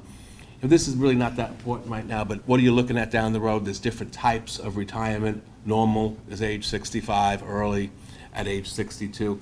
Mandatory is when you have to retire, gotta leave, and then there's also a 20-year retirement. We calculate your benefits based upon information reported to us from the annual conferences. And we look at plan compensation, which is made up of these components. We also look at denominational average compensation, which is the average plan comp of clergy serving full-time appointments throughout the denomination. And why does this become important? Not so much for you, but for the clergy that are retiring this July 1, these numbers are real important because that 2019 denominational average compensation is going to be used to calculate someone's pension plan. And whether you're a clergy serving in this conference, in the Florida conference, Desert Southwest, Pacific Northwest, Rocky Mountain, we're going to use the same DAC. So it kind of levels the playing field. Same DAC regardless of what your actual compensation is. This chart I like, and the good thing about this chart is we're not going to have to go through all of these boxes, okay? But what I do want to show you from kind of a historical perspective is that these plans have changed. These plans have evolved. And I'm going to begin with where we exist right now, the programs that you would be under are the Clergy Retirement Security Program, or CRSP. CRISP, as some participants call it, and I understand what they mean when they say that. And that's an important program, okay? It's a defined benefit plan, it's a defined contribution plan, it's kind of like a hybrid plan. Prior to that, clergy existed all the way from 82 through the end of 2006 under the Ministerial Pension Plan. And just correct me if I'm wrong, does anybody here have a Ministerial Pension Plan balance? MPP, no. So we don't even have to talk about it. Okay. prior to MPP, and they didn't call it the pre-82 plan at the time. But have you heard of the pre-82 plan? We had about, some of you might not have been born, right, in 82. I mean, see? Okay, yeah. So, we had 6, if I counted right, because I asked, who's got a pre-82 benefit coming? This was this morning, this morning. And about 7 pastors raised their hand. I said, man, that's a lot of service. That's great. So when they retire, they're going to be getting a benefit from the pre-82 plan, from the ministerial pension plan, from the components of CRSP. Plus, and this is one that is real important for you all, that green circle, United Methodist Personal Investment Plan. I'm going to focus a lot on that because I don't know what's going to happen going forward. You know what's been going on with the church, okay? There's likely going to be plan design changes proposed by Westpath at General Conference of 2012. We don't know what this will look like going down the future. But typically what's happened over the years is when there is a plan, a major plan change, it will be voted on at General Conference. And then typically it's not effective until several years after that. Like in 2012, they made some changes. They weren't effective to January 1, 2014. So likely whatever happens in 2020 would not be effective for several years after that. So I had to talk about where we exist right now. Okay, but what could happen down the road, we'll have to wait and see. But where we exist right now is under the Clergy Retirement Security Program. And when I joined the General Board, 5 years ago, I'd been in the retirement business about 25 years, and I had seen a lot of pension plans, and I said, man, those are good, those are costly, they're expensive for employers, but they're valuable for participants because they do provide you with a lifetime of income and a surviving spouse benefit if elected. And on the other side, the other circle, is a defined contribution, an account balance, okay? And that's quite different. And I had seen, things like 401ks and 403bs. I understand how they work. But when I got here, I'd never seen a plan that takes both the advantages of a defined benefit and the flexibility and control of a defined contribution and puts it together under one program called CRSP. It's a hybrid. It's unique. It's special. And we don't know what's going to happen with it going forward, but this is how it exists right now. Lifetime benefit for whatever service has been accrued, and then a cash account balance. And I tell the clergy, at the retirement and pre-retirement seminar, I like to hold up my statement, and you all will get quarterly statements. I like to hold up my statement and say, hey, are you all getting statements? Great. Let me tell you what's not on the statement. On the left, your defined benefit plan. It's not here because it is math. Your benefit is defined by math. Your benefit is calculated by multiplying things and dividing things together, okay? Your defined contribution account, that is a balance that you see on your statements. So I'll go briefly, through the formula. Depending upon how long this plan lasts, you're going to accrue service, okay? I don't think does anyone have service probably not before 2013?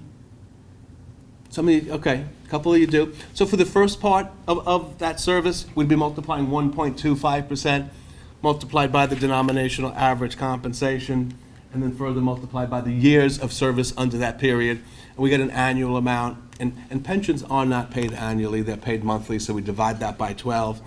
But you would be exposed to this part of it, where the factor is 1% multiplied by, and this is an example of a 2019 retirement, someone going out this July 1, you have 1% multiplied by the DAC, multiplied by the years and months of service under that period to get a monthly amount. And then the clergy will have to make important decisions about this. What surviving spouse benefit do they want to provide? This plan has a COLA, or a cost of living adjustment, built into it, which is an annual increase. And that's important for defined benefit plans. If anyone goes out on early retirement right now, they do receive a reduction in the benefit.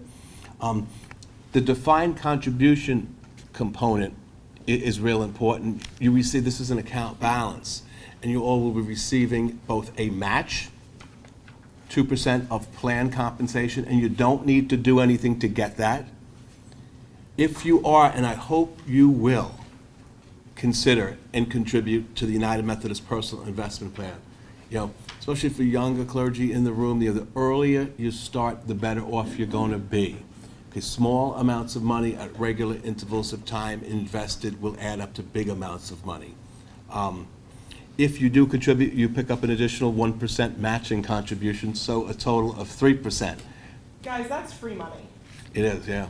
That is free money for your future.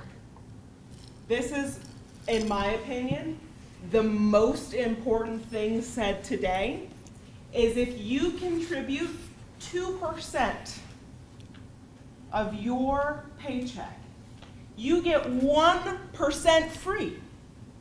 That's free money that then goes with you, and we'll do the math thing of compounding interest. And if you don't contribute, you don't get the 1% match. Don't leave it on the table because it's just 1%.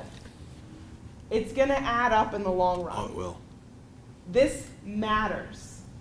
And I think that one of the things that Jen would have said if she were here for this after her whole big thing earlier, don't walk away from the 1%, the 1% match here. When you're planning for your future, this matters.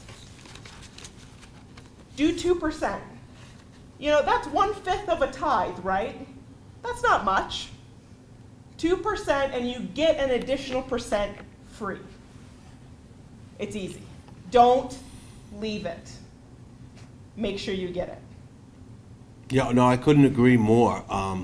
If you're saving for your retirement, maybe you wanted to open up an IRA and you went to a bank or a broker or a mutual fund company and said, well, how much do you match me? What are they going to say?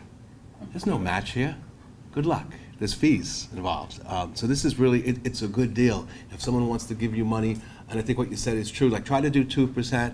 The point of UMPIP is to put in what you reasonably can afford, not more than that. But know that it's flexible, know that you can make changes. The folks retiring have different options to take out this DC money. I'm going to jump ahead to UMPIP because I really do agree that it should be the focus here, regardless of what happens with the other plans. UMPIP is not going away. There's a lot of participants in it. It's a voluntary plan. It accepts both employer and employee, plan sponsor and participant, if you will, contributions. And we have thousands of lay plan sponsors, churches, hospitals, children's homes, things like that. And it's just it's a terrific program. About 80% of eligible clergy participate in the program too. So that's really high for a voluntary plan. And it is voluntary. I mean, you decide if you want to be in it. I hope you do take advantage of it, not just to get the match. And I've seen a lot of plans over the years, and they're all good because they save you money on taxes and they offer you a vehicle to invest for your retirement. Certainly the better plans have some type of matching contribution, and we could see changes to UMPIP going forward depending upon what happens in 2020. But it's totally voluntary. You can manage your own investments. Many of our participants, about 79%, will use life stage investment management. And that's the biggest challenge in defined contribution plans, is deciding where to invest your money. Sometimes people just don't know how to do it. We have a great service. There's a booklet in your folders that describes it in good detail. It's called Life Stage Investment Management. And I know you all are busy with a lot of other important things. Life stage is kind of like setting your account on autopilot. We do ask that you complete a profile, let us know a little bit about you, what's your risk tolerance, are you conservative, are you moderate, are you aggressive? If you don't know what I'm talking about, you can call up Ernst & Young, I'll talk about that later, call up Westpath and we'll help you determine through a questionnaire what your appropriate risk tolerance would be. Yes? So do most clergy have a certain amount taken out of their paycheck to go to UMPIP? Yes, most clergy do have a certain amount taken out of their paycheck for UMPIP. The average in the plan, I think, is about 5.8% contribution, but everyone's different. I've seen, and I can jump ahead, I'll get to the contribution limits, but you'll see it's all over the map, and it's individual for everyone. But it's important to realize not just how much you can put in, that's an individual decision, but it's also important to focus on how you put it in. There's different ways to put this in. There's before tax, after tax, Roth, which is a form of after-tax, and there's also rollovers accepted. These are all quite different.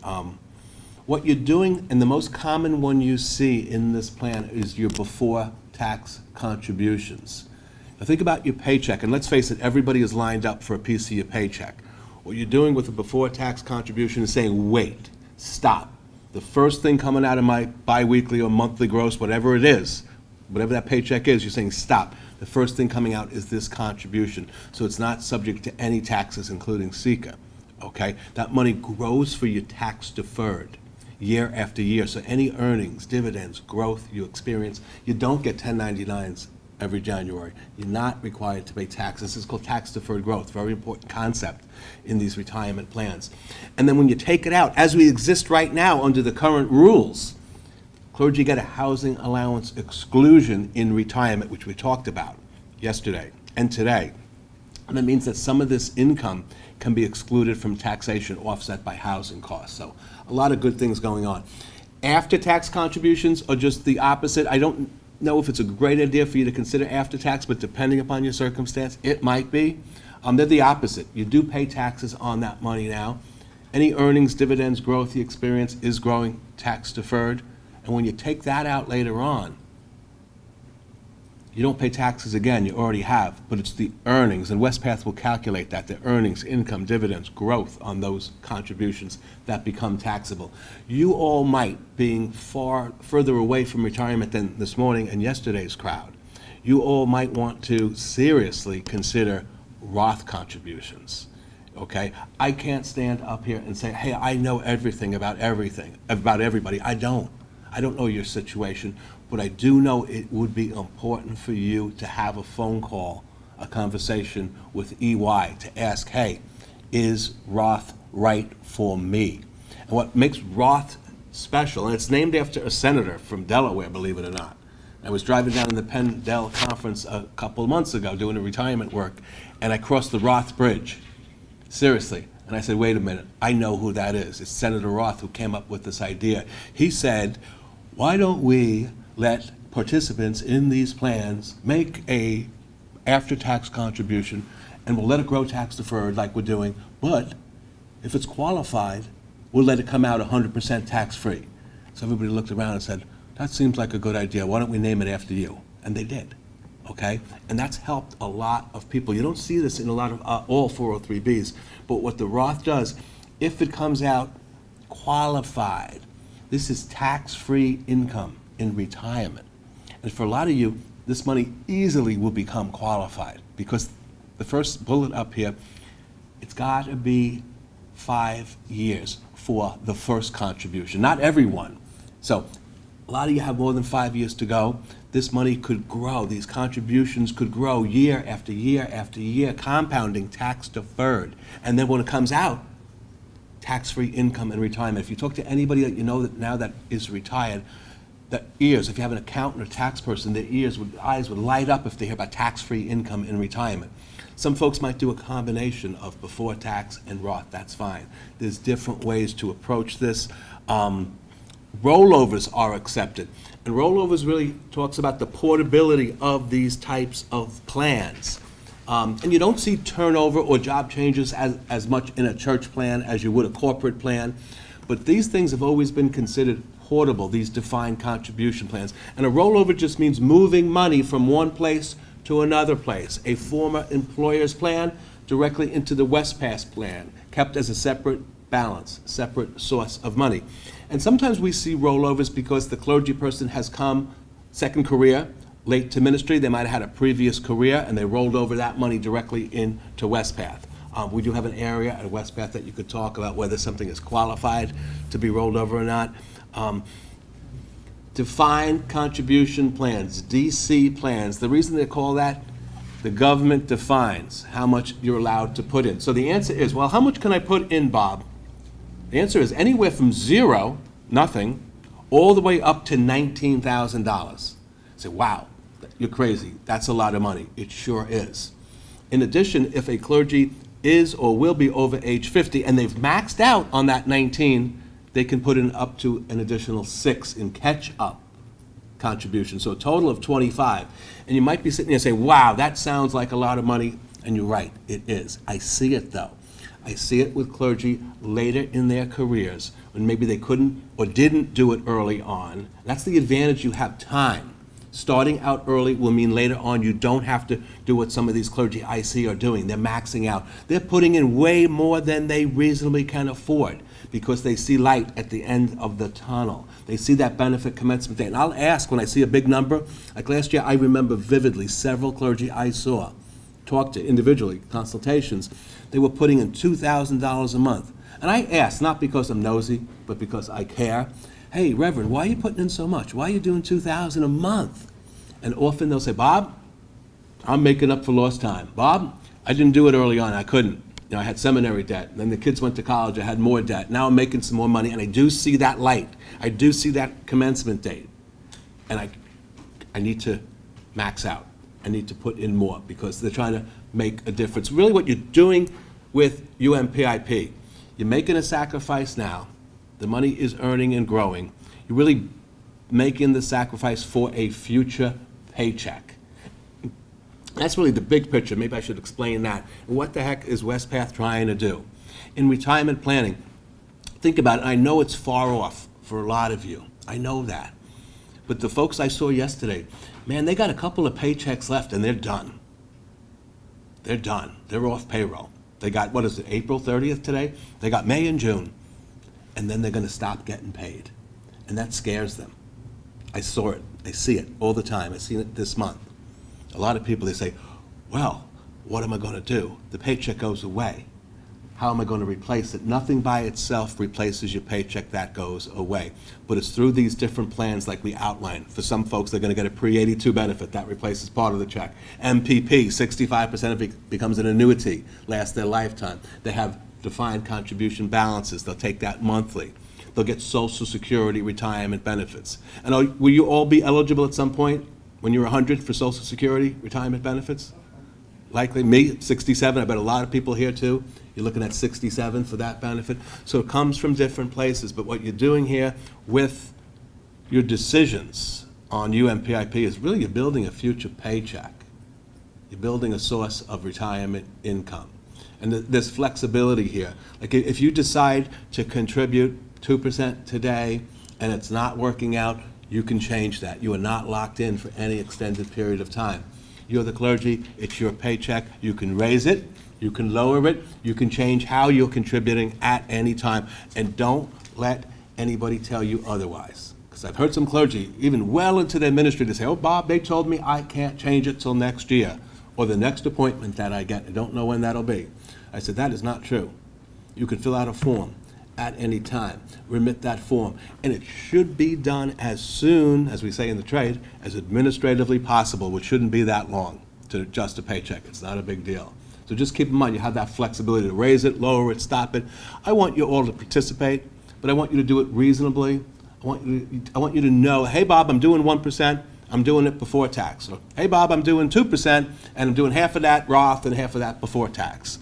And I'm using LifeStage or I'm self-managing. Did you want to add?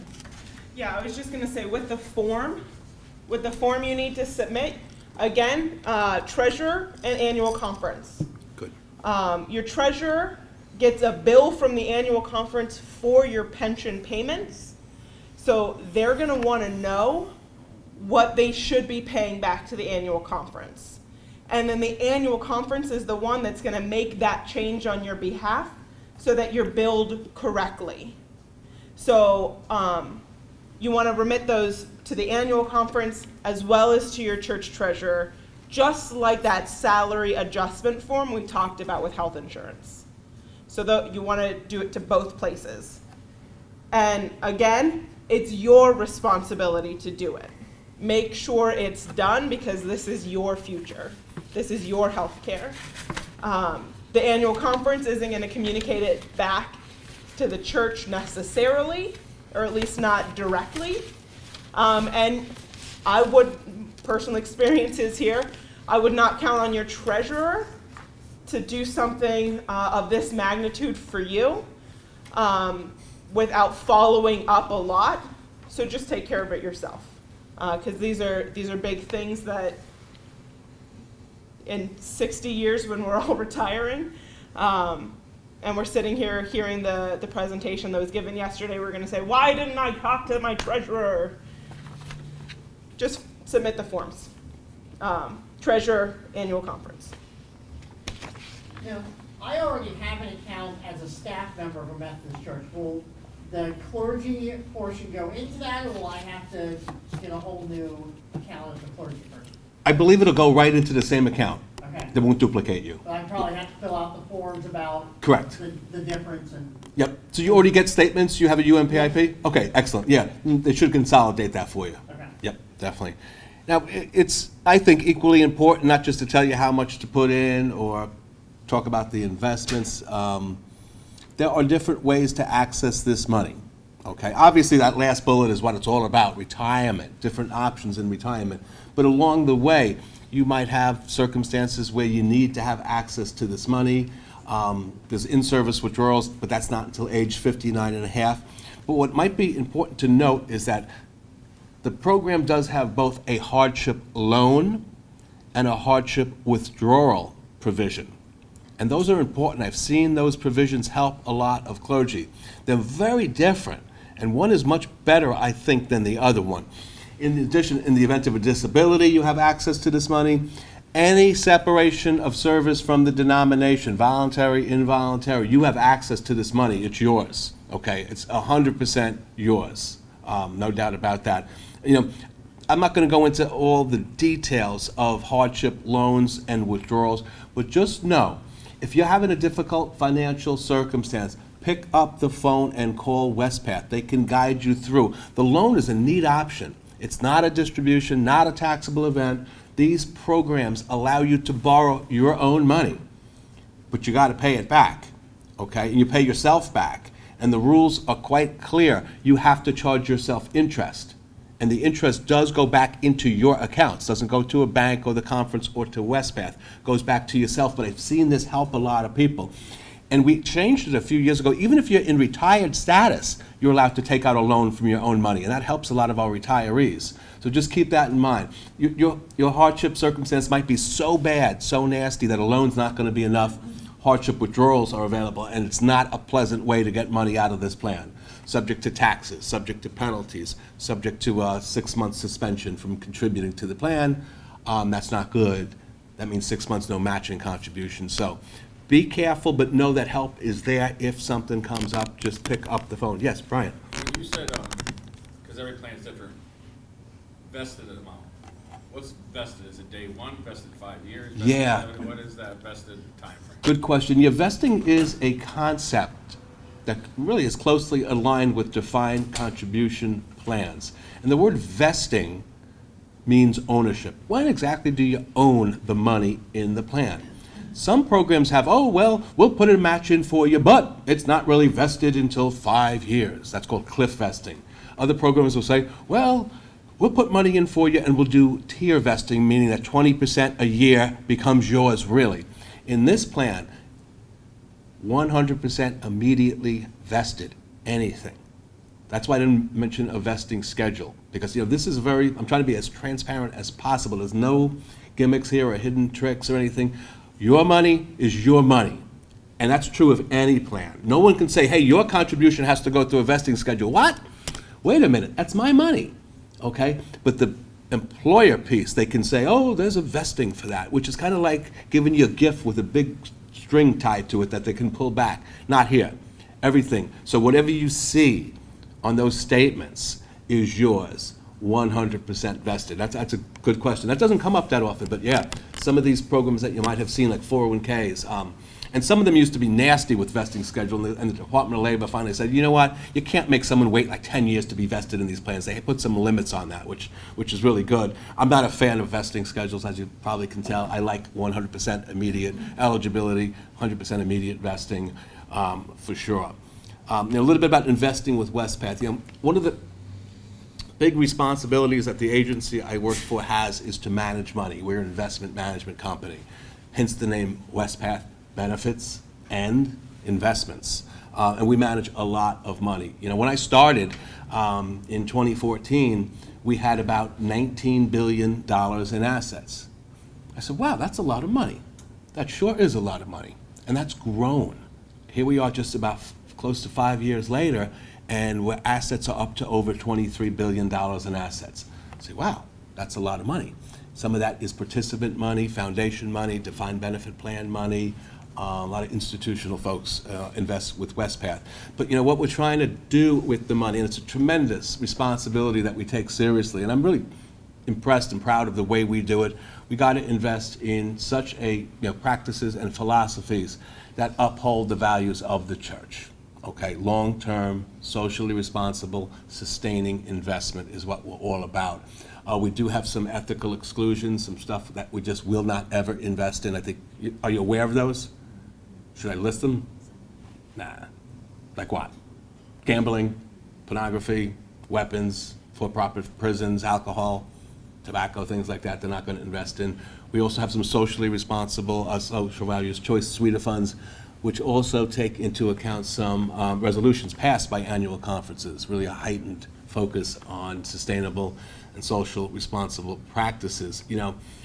I always look at this from, that's a lot of money, sure, but I'm more interested in participants and the participant experience. And what we're trying to do for participants is not just invest in this good socially responsible manner, but we have a fiduciary responsibility to our participants to try to make money, to try to invest your money in a prudent way so that it will give you investment returns. And I think we're real good at that.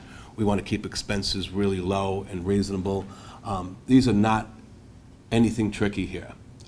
These are funds that are available. If you're self-managing, you can pick those. These don't have any sales charges, any commissions, any redemption fees. There's really nothing tricky here. It's a very straightforward program. We also try to offer you meaningful services like Life Stage Investment Management, which is really setting your account on autopilot. I think the word is out by now that these plans are important. I think people know that Social Security retirement benefits is not enough. You do see, in church plans, in non-church corporate plans, folks are in these plans. I don't think they're going away. Defined contribution, 401k, 403b, they're not. The biggest challenge always is, well, how do I invest the money? And you have a solution called Life Stage. I'd like to talk briefly about each of the funds because I think it's interesting and hopefully you will as well. If you're anybody thinking of self-managing, like picking your own investments, you can do so. Not the easiest thing. You really have to ask yourself, what's my goal here? What am I trying to do with this money? Match it up with the goal of the investments. I just want to tell you maybe one or two things about each of the 10 investments. And I'm going to go in a very specific order, conservative, moderate, then more aggressive, the same order that your investments will be listed on your quarterly statements. Conservative, moderate to more aggressive. And I just want to tell you two things, maybe three, but mostly two. What is the goal of that fund? And that means what is it trying to do with your money? Then I'll mention, well, what security will it purchase to achieve that goal for you? And then maybe I'll point out too, in blue, we have the name of a broad category that your investment fits into. Because I firmly believe if you know the category, the characteristics of the category, you're going to know a lot about your fund without even asking. Okay, so let's begin with this category called Capital Preservation Funds. Just by those words, what would you think? High risk or low risk?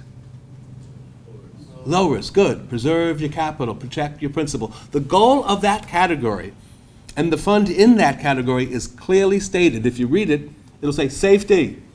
You put your money here, we're going to try to keep it safe. What else you doing? Trying to make interest or income. And whenever you see a fund, an investment describing itself as having income as a objective, think about your paychecks. That's income. A fund that pays you regularly monthly in this category is often describing itself as having income as a goal. Now, the name of the fund should tell you a little bit about it too. So you know it's a capital preservation investment, and they call it Stable Value Fund. What does that mean? Is it called this fund fluctuates a lot and goes up and down, volatile fund? No, it's not. It's called Stable Value because it's flat, and every month it goes up when interest is paid to you, income. Usually you get your lowest rates of return there, but you have that safety as your primary objective. No one's ever lost money in the stable value fund. Moving on, in this second category called income funds, or typically they're called bond funds. And, there's two types of securities I want to talk about. Stocks, we've heard of, right? Stocks are considered to be equity securities. You buy a stock of Coca-Cola, you own a little bit of Coca-Cola, equity, ownership, like home equity, you own part of your house. What about bonds? We've all heard of bonds, right? Bonds are not equity securities. You buy a government bond, you don't own part of the government. You might not want to, but you've lent them money. Okay, they're called debt securities. Both of these securities, like you hear about the stock market, oh, it's up, it's down, you have the Dow Jones, the S&P 500, you hear about the market fluctuates. Bonds are traded just as actively as stocks every day. So in this category, you have really three different types of bond funds: a very conservative, a moderate, and a more aggressive bond fund.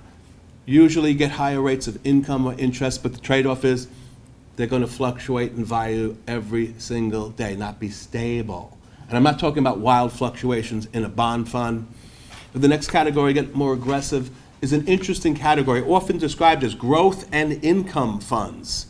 Growth and income, think about like the scales of justice with the plates. It really is just that, a balance of two different types of securities: stocks for growth and bonds for income or interest. And the selection you have in this growth and income in this balance category is called the multiple asset fund. And it is interesting, I think, because it is a fund made up of the other funds. So it's really one-stop shopping if you're self-managing. If you pick the multiple asset fund, you're going to have money in 4 different places: U.S. equity, international, the fixed income bond, and the inflation protection bond fund. Pretty interesting. In those allocations, 35, 30, 25, 10. One-stop shopping. And then the last category, the most aggressive category, is called, typically they're called or referred to as growth funds. They're trying to make your money grow in value. The security best suited for growth is going to be stocks. Are you going to see any stocks in the stable value fund? No. Stocks are not suited for safety. Are you going to see any stocks in the income category? No. Stocks are not suited for income. Will you see stocks in the balance? Yes. We talked about that, U.S. and international. So that fourth category, we know the growth funds. We know they're going to invest in stocks. The name tells you a little bit about the fund. Where is this happening? U.S. equity fund means a U.S. stock fund. International means outside of the U.S. And I like to follow the quarterly fact sheets that Westpac puts out. A couple things I find interesting about the U.S. equity fund. It's big. It's a big fund. It's got over $6 billion in assets. Wow. Very diversified. They're never going to take all the money and put it in one company today. Too risky. They will diversify among hundreds of different U.S. securities. To further reduce risk, they'll invest in different size companies: 42% large, 33% mid-size, and about 17% small. The fund is so big, Westpac will hire about 28 different investment managers, specialized investment managers, to help with the portfolio. So real interesting. I like to look at some of the top holdings. And fund managers are a fun bunch. They'll never tell you what they're going to do, but they'll always tell you what they did. Okay, so you can look back and say, oh yeah, this is what they had, and it tends to drift sometimes. But if you look at the holdings, some of these companies obviously are large. I'm going to read a couple of the top 10 holdings. You've probably heard of a few of these. Amazon. Interesting company? Small company? Anybody getting Amazon? My father, the king of Amazon. True story, he's 89, and he used to be the king of the catalog years ago. Now he's the king of Amazon. Every day, he is on Amazon, and he's got the Prime. So the next day, he'll get a box, and he'll totally forget what he ordered until he opens the box. He says, oh, it's like Christmas. This is what I ordered yesterday. So he's a big fan. Microsoft, we heard of them, right? Bill Gates. JP Morgan, financials. Alphabet. Who is Alphabet? Google. Very good. Very good. So quite a giant company. Berkshire Hathaway. Who is that? I'll give you a hint. One of the world's richest men runs that. Who? I think it's Jimmy Buffett, but you might be right. They're brothers. They're very close. They both sing well. You know, you're right, Warren Buffett, who's like a real good at this stuff, a real tough company. Wells Fargo, financial, some entertainment like Netflix. So just a big, diversified U.S. fund. And then the last one has to be considered the most aggressive is the International Equity Fund. We know it's a growth fund. We know it's going to buy stocks where? All over the globe. Same deal, diversified. Many different countries, many different industries, many different size companies. So if you're self-managing, you would pick among these, plus 3 social values choice suite of funds. If you're sitting there and say, Bob, I'm just toning you out, man. I don't hear what you're saying. I'm not that interested. I'm busy with a lot of other stuff. Life Stage Investment Management might be right for you. You know, and that's a service, and we do have a booklet in your folders describing Life Stage.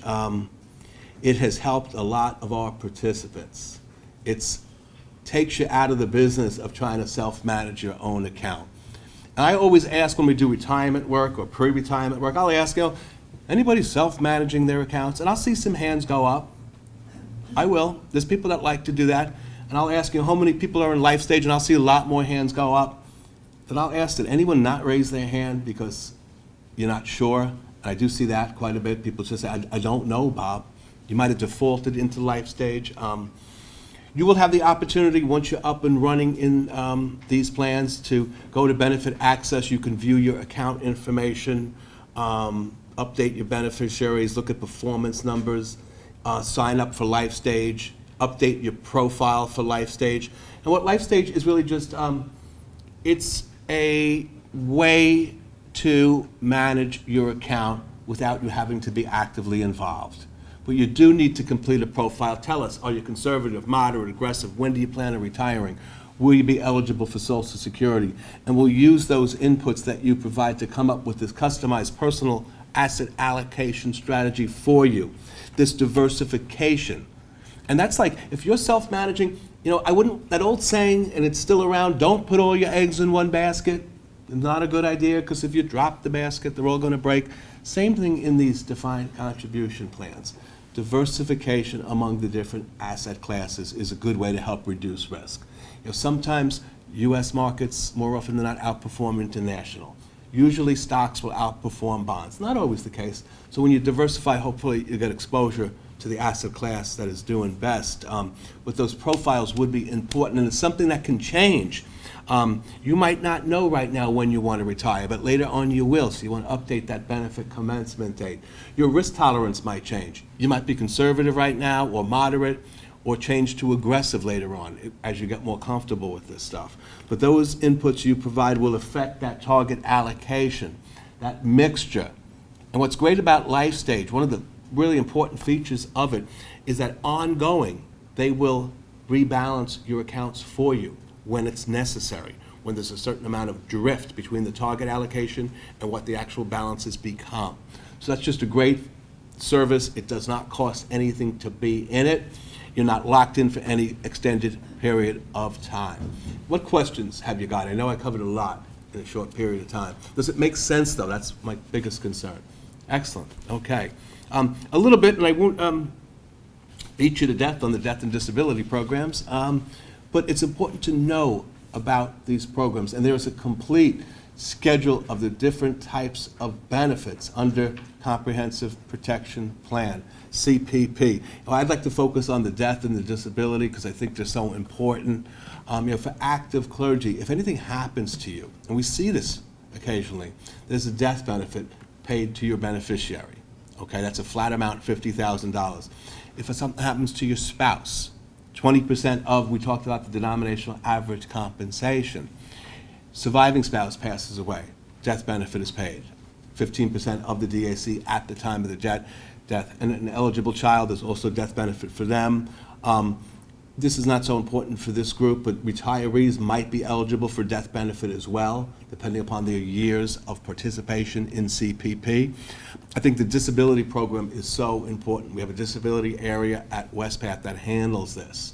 I mentioned, you know, the likelihood of a young clergy person becoming disabled is greater than them dying.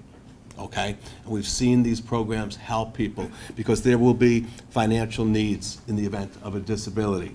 And, you can't end up making more money when you're disabled. So it is coordinated offset with Social Security disability benefits to equal 70% of plan compensation. There's an application, it has to be approved, okay? Has to be reapproved from time to time. And I think the most important bullet up here is, it's bad enough you're out on disability, but you will receive retirement plan credit. That CRSP defined benefit, creditable service during that period of disability. So that's real important, very important. And there's going to be financial needs, so you do have access to both your CRSP-DC and your UMPIP account balances during the event of a disability. So that's a good thing. I can't state strongly enough, please always keep your beneficiary designations up to date. Okay, you need to tell us what to do if something happens to you. If you're married, usually the spouse is going to be the primary and sole beneficiary. If you're not married, it really can be anybody, brother, sister, mom, dad, boyfriend, girlfriend. You can also list a church, an estate, or a charity. Typically what I see is the clergy person will have their spouse as primary and their children, if any, as contingent or secondary. In the event something happens to you and the spouse together, it will go directly to the contingent or secondary beneficiary. So update in times of change. And those changes could be, you get married, you get divorced, you become widowed, you get remarried, you have a child, maybe you adopt a child. Keep this current. I mean, often I see clergy, they have it right, but maybe they have their children as contingent, and that's fine, but the addresses might not always be current because kids tend to move around. So just keep that up there. We'll find them, but it's always good to keep that current. Now, this could help this crowd a lot. EY, and they used to call themselves, I'm going to stop saying this, but years ago they were Ernst & Young, and they changed it. They shortened it a couple of years ago. Not sure why, but I like it. It's EY, they call themselves now. And EY is really financial planning services available to clergy at no cost. Sometimes people will tell me, well, Bob, I have a financial planner. I said, that's great. Now you have two, and this one doesn't cost you anything. Get a second opinion. Now, EY is terrific, and I don't want you to think, and there's a complete booklet describing EY services in your folder. I don't want you to think that EY is limited to Westpath topics or retirement plan topics. Okay, it can be anything financial. Maybe you're trying to buy a home. Maybe you're trying to reduce seminary debt or some other type of debt. Maybe you're trying to come up with a savings plan strategy. Maybe you're trying to decide if you should do Roth contributions or not. Okay? These are perfect EY consultation topics. It could be something as interesting as, I need a car, and I don't know if I should buy a car and finance it or lease a car. EY can help you do an analysis like that, okay, for different things. So please know that it's a confidential service. Anything you discuss with them stays with EY and you. Doesn't get reported back to me. Westpath doesn't know who calls, okay? Don't think because you don't pay anything to EY that it's not valuable. Westpath pays them a lot of money to do this service. They put a lot of time and effort into the financial planners that you will be speaking to. So they are compensated. But it is a confidential service. They won't tell us who called, okay? They'll tell us how many people have called and generally what the topics of discussion are. They'll tell us how many people are using the website, but they're never going to say, oh, Reverend Dave called twice, and he's thinking of leaving the denomination. Did you hear that? No, nothing like that. Absolutely not. Totally confidential and objective. And I can't state that strongly enough. I don't like financial salespeople. I don't like people that try to sell you things that you might not understand or need. EY has, so there's no fear in calling. EY has nothing to sell you. There are no products at EY. There's not a sales commission person wanting to sell you insurance or something or annuities. No, no, no. They don't have products. They have a service which they're paid to provide to active and eligible retired clergy. And that's real good. And we've had this relationship with them for 10 years. I've met a lot of the planners. I was out in Secaucus, New Jersey in February, did Westpath training for about 21 of the planners for a couple hours. Just terrific group. And they truly, I mean, they provide the service to some corporate clients as well. And they told me, both the planners and the higher level people at EY, they like our participants a lot because they're special. And they said they get a lot of blessings and thanks and prayers from you all when you call. So if you have never utilized EY, feel free to do so once you're eligible, once you're up and running in these plans, because it helps clergy, and that's really important to me. And this is just, a small list of some of the topics that are available, but it's anything, and it can include your spouse or your spouse's financial situation or plans as well. All at no cost. They can come up with an estate plan for you, retirement plan. I mentioned the Roth contribution. You might also, if you have time, and I know you're busy, but EY does have a terrific, and I mean this, state-of-the-art website that's available to you, Financial Planning Center website, which has these great 4 big sections: learn, evaluate, plan, and life events. A lot of calculators, worksheets, videos, webinars. And I don't know if you could read this, but maybe you can.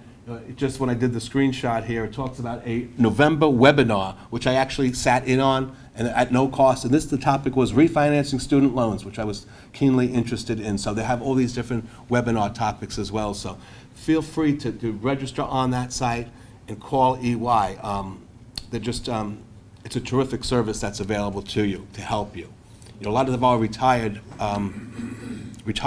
will be calling EY because they'll have complex issues like, hey, I've been in a parsonage for 35 years and now I'm getting kicked out. Where do I go? How much can I afford for housing? What's the best way to come up with a down payment? Different real complex topics like that EY can help you with. We can kind of wrap this up a bit by just things to think about. Register for benefit access as soon as you are able to. It's real easy to do, easier than it's ever been. We've changed the process. Think about UMPIP. Think about, do you want to contribute? How much do you want to contribute? And how you should, before tax, after tax, Roth. If you're going to use LifeStage, and I encourage you to start out with LifeStage. If you are interested down the road in self-managing, that's great. Find out as much as you can about the investments, match them up with your goals. We do have some retirement planning tools available on Benefit Access. Use those. I know for a lot of you it's a long way away, but I can tell you firsthand it goes quick. Start out as soon as you can. Small amounts of money add up to big amounts of money. And feel free to call EY, utilize EY, utilize those services that are available. And just a couple more things about Benefit Access. I mentioned it took Westpath a long time to get here, but it used to be very difficult to register. They've made the process a lot easier now for new users. You go to benefitaccess.org, you click on new user registration, you provide some information, which if you are the participant, it should be easy to provide. We will send you out, usually I do it by text, and that's really the safest way. A lot of systems are going this route. You get a code, you put the code in, click submit, and continue, and you're in business. This is just a reminder of some of the resources that you have available. The Westpath Service Center is there to help you, EY and EY's website as well. Now, at this point, we did pretty good with the time, but I would love to hear any questions or comments, concerns, observations. Does Westpath offer any long-term disability insurance? Or let's say a retired pastor has to go into a nursing home. No, that's a good question. No, Westpath does not have any long-term care insurance products. Doesn't mean they're not out there. I would ask EY, because they might be able to give you some guidance on that. EY doesn't have any such policies to sell you, but I'm sure they can provide some guidance. I've heard a lot about those policies over the years, but they're out there for sure. But not through Westpath. Does it make sense about UMPIP? Yeah. It does, good. Well, I'll be around, but if anything comes up, let me know. But I thank you all for your service and congratulations on your upcoming appointments and statuses. It's just been great talking to you all. I hope hopefully you'll take advantage of the programs that are out there. But again, thanks for your attention. Yep. Don't Oh, go thank too- you. Don't go too far, Bob. Nope. Yeah, don't go too far. Okay. Couple different things, friends.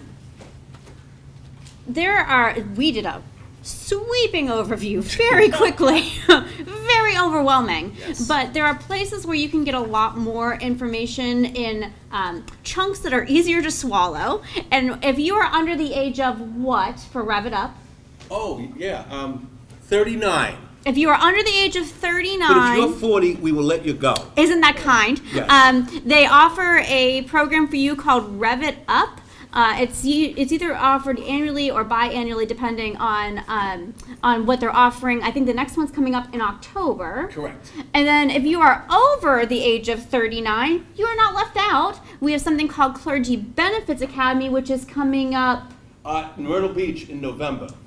Who does not want to go to Myrtle Beach in November? Yes. If you want to do either of those events, please let Stephanie or I know, because there is scholarship money available. They're really from the great annual events. conference. They're 2.5 days. It's some West Path financial benefits, but it's everything. It's holistic, it's Yeah. health, it's counseling, it's music, it's fellowship.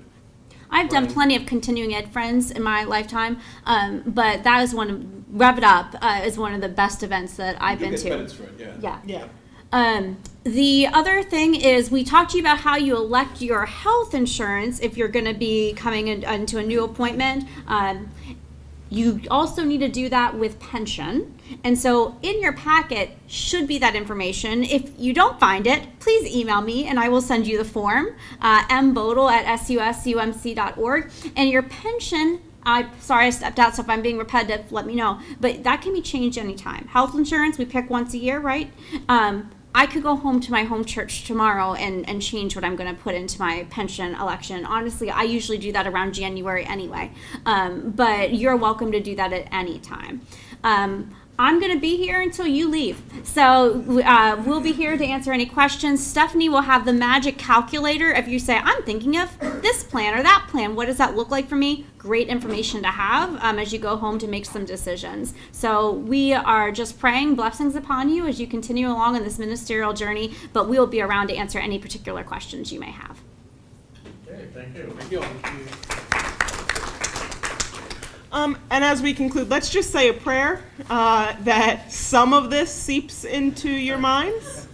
And at the bare minimum, that those email addresses, websites, phone numbers seep in so you know where to go for help. And then also for safe travels. So let's pray. Our holy and awesome God, we thank you for this blessing that you have given us of this day. We are not promised anything beyond this day, but you have instructed us to prepare, to be ready for what you have in store. Lord, we praise you for the many ways that so many people have worked tirelessly to structure this, those that care for us behind the scenes, in front of the scenes, in scenes that we aren't even aware of. Lord, we praise you for that. Help to open and expand our minds so that we might learn how to be faithful to our future and to you as we serve your kingdom. Use us for your glory. And help us to prepare. In your holy name, amen.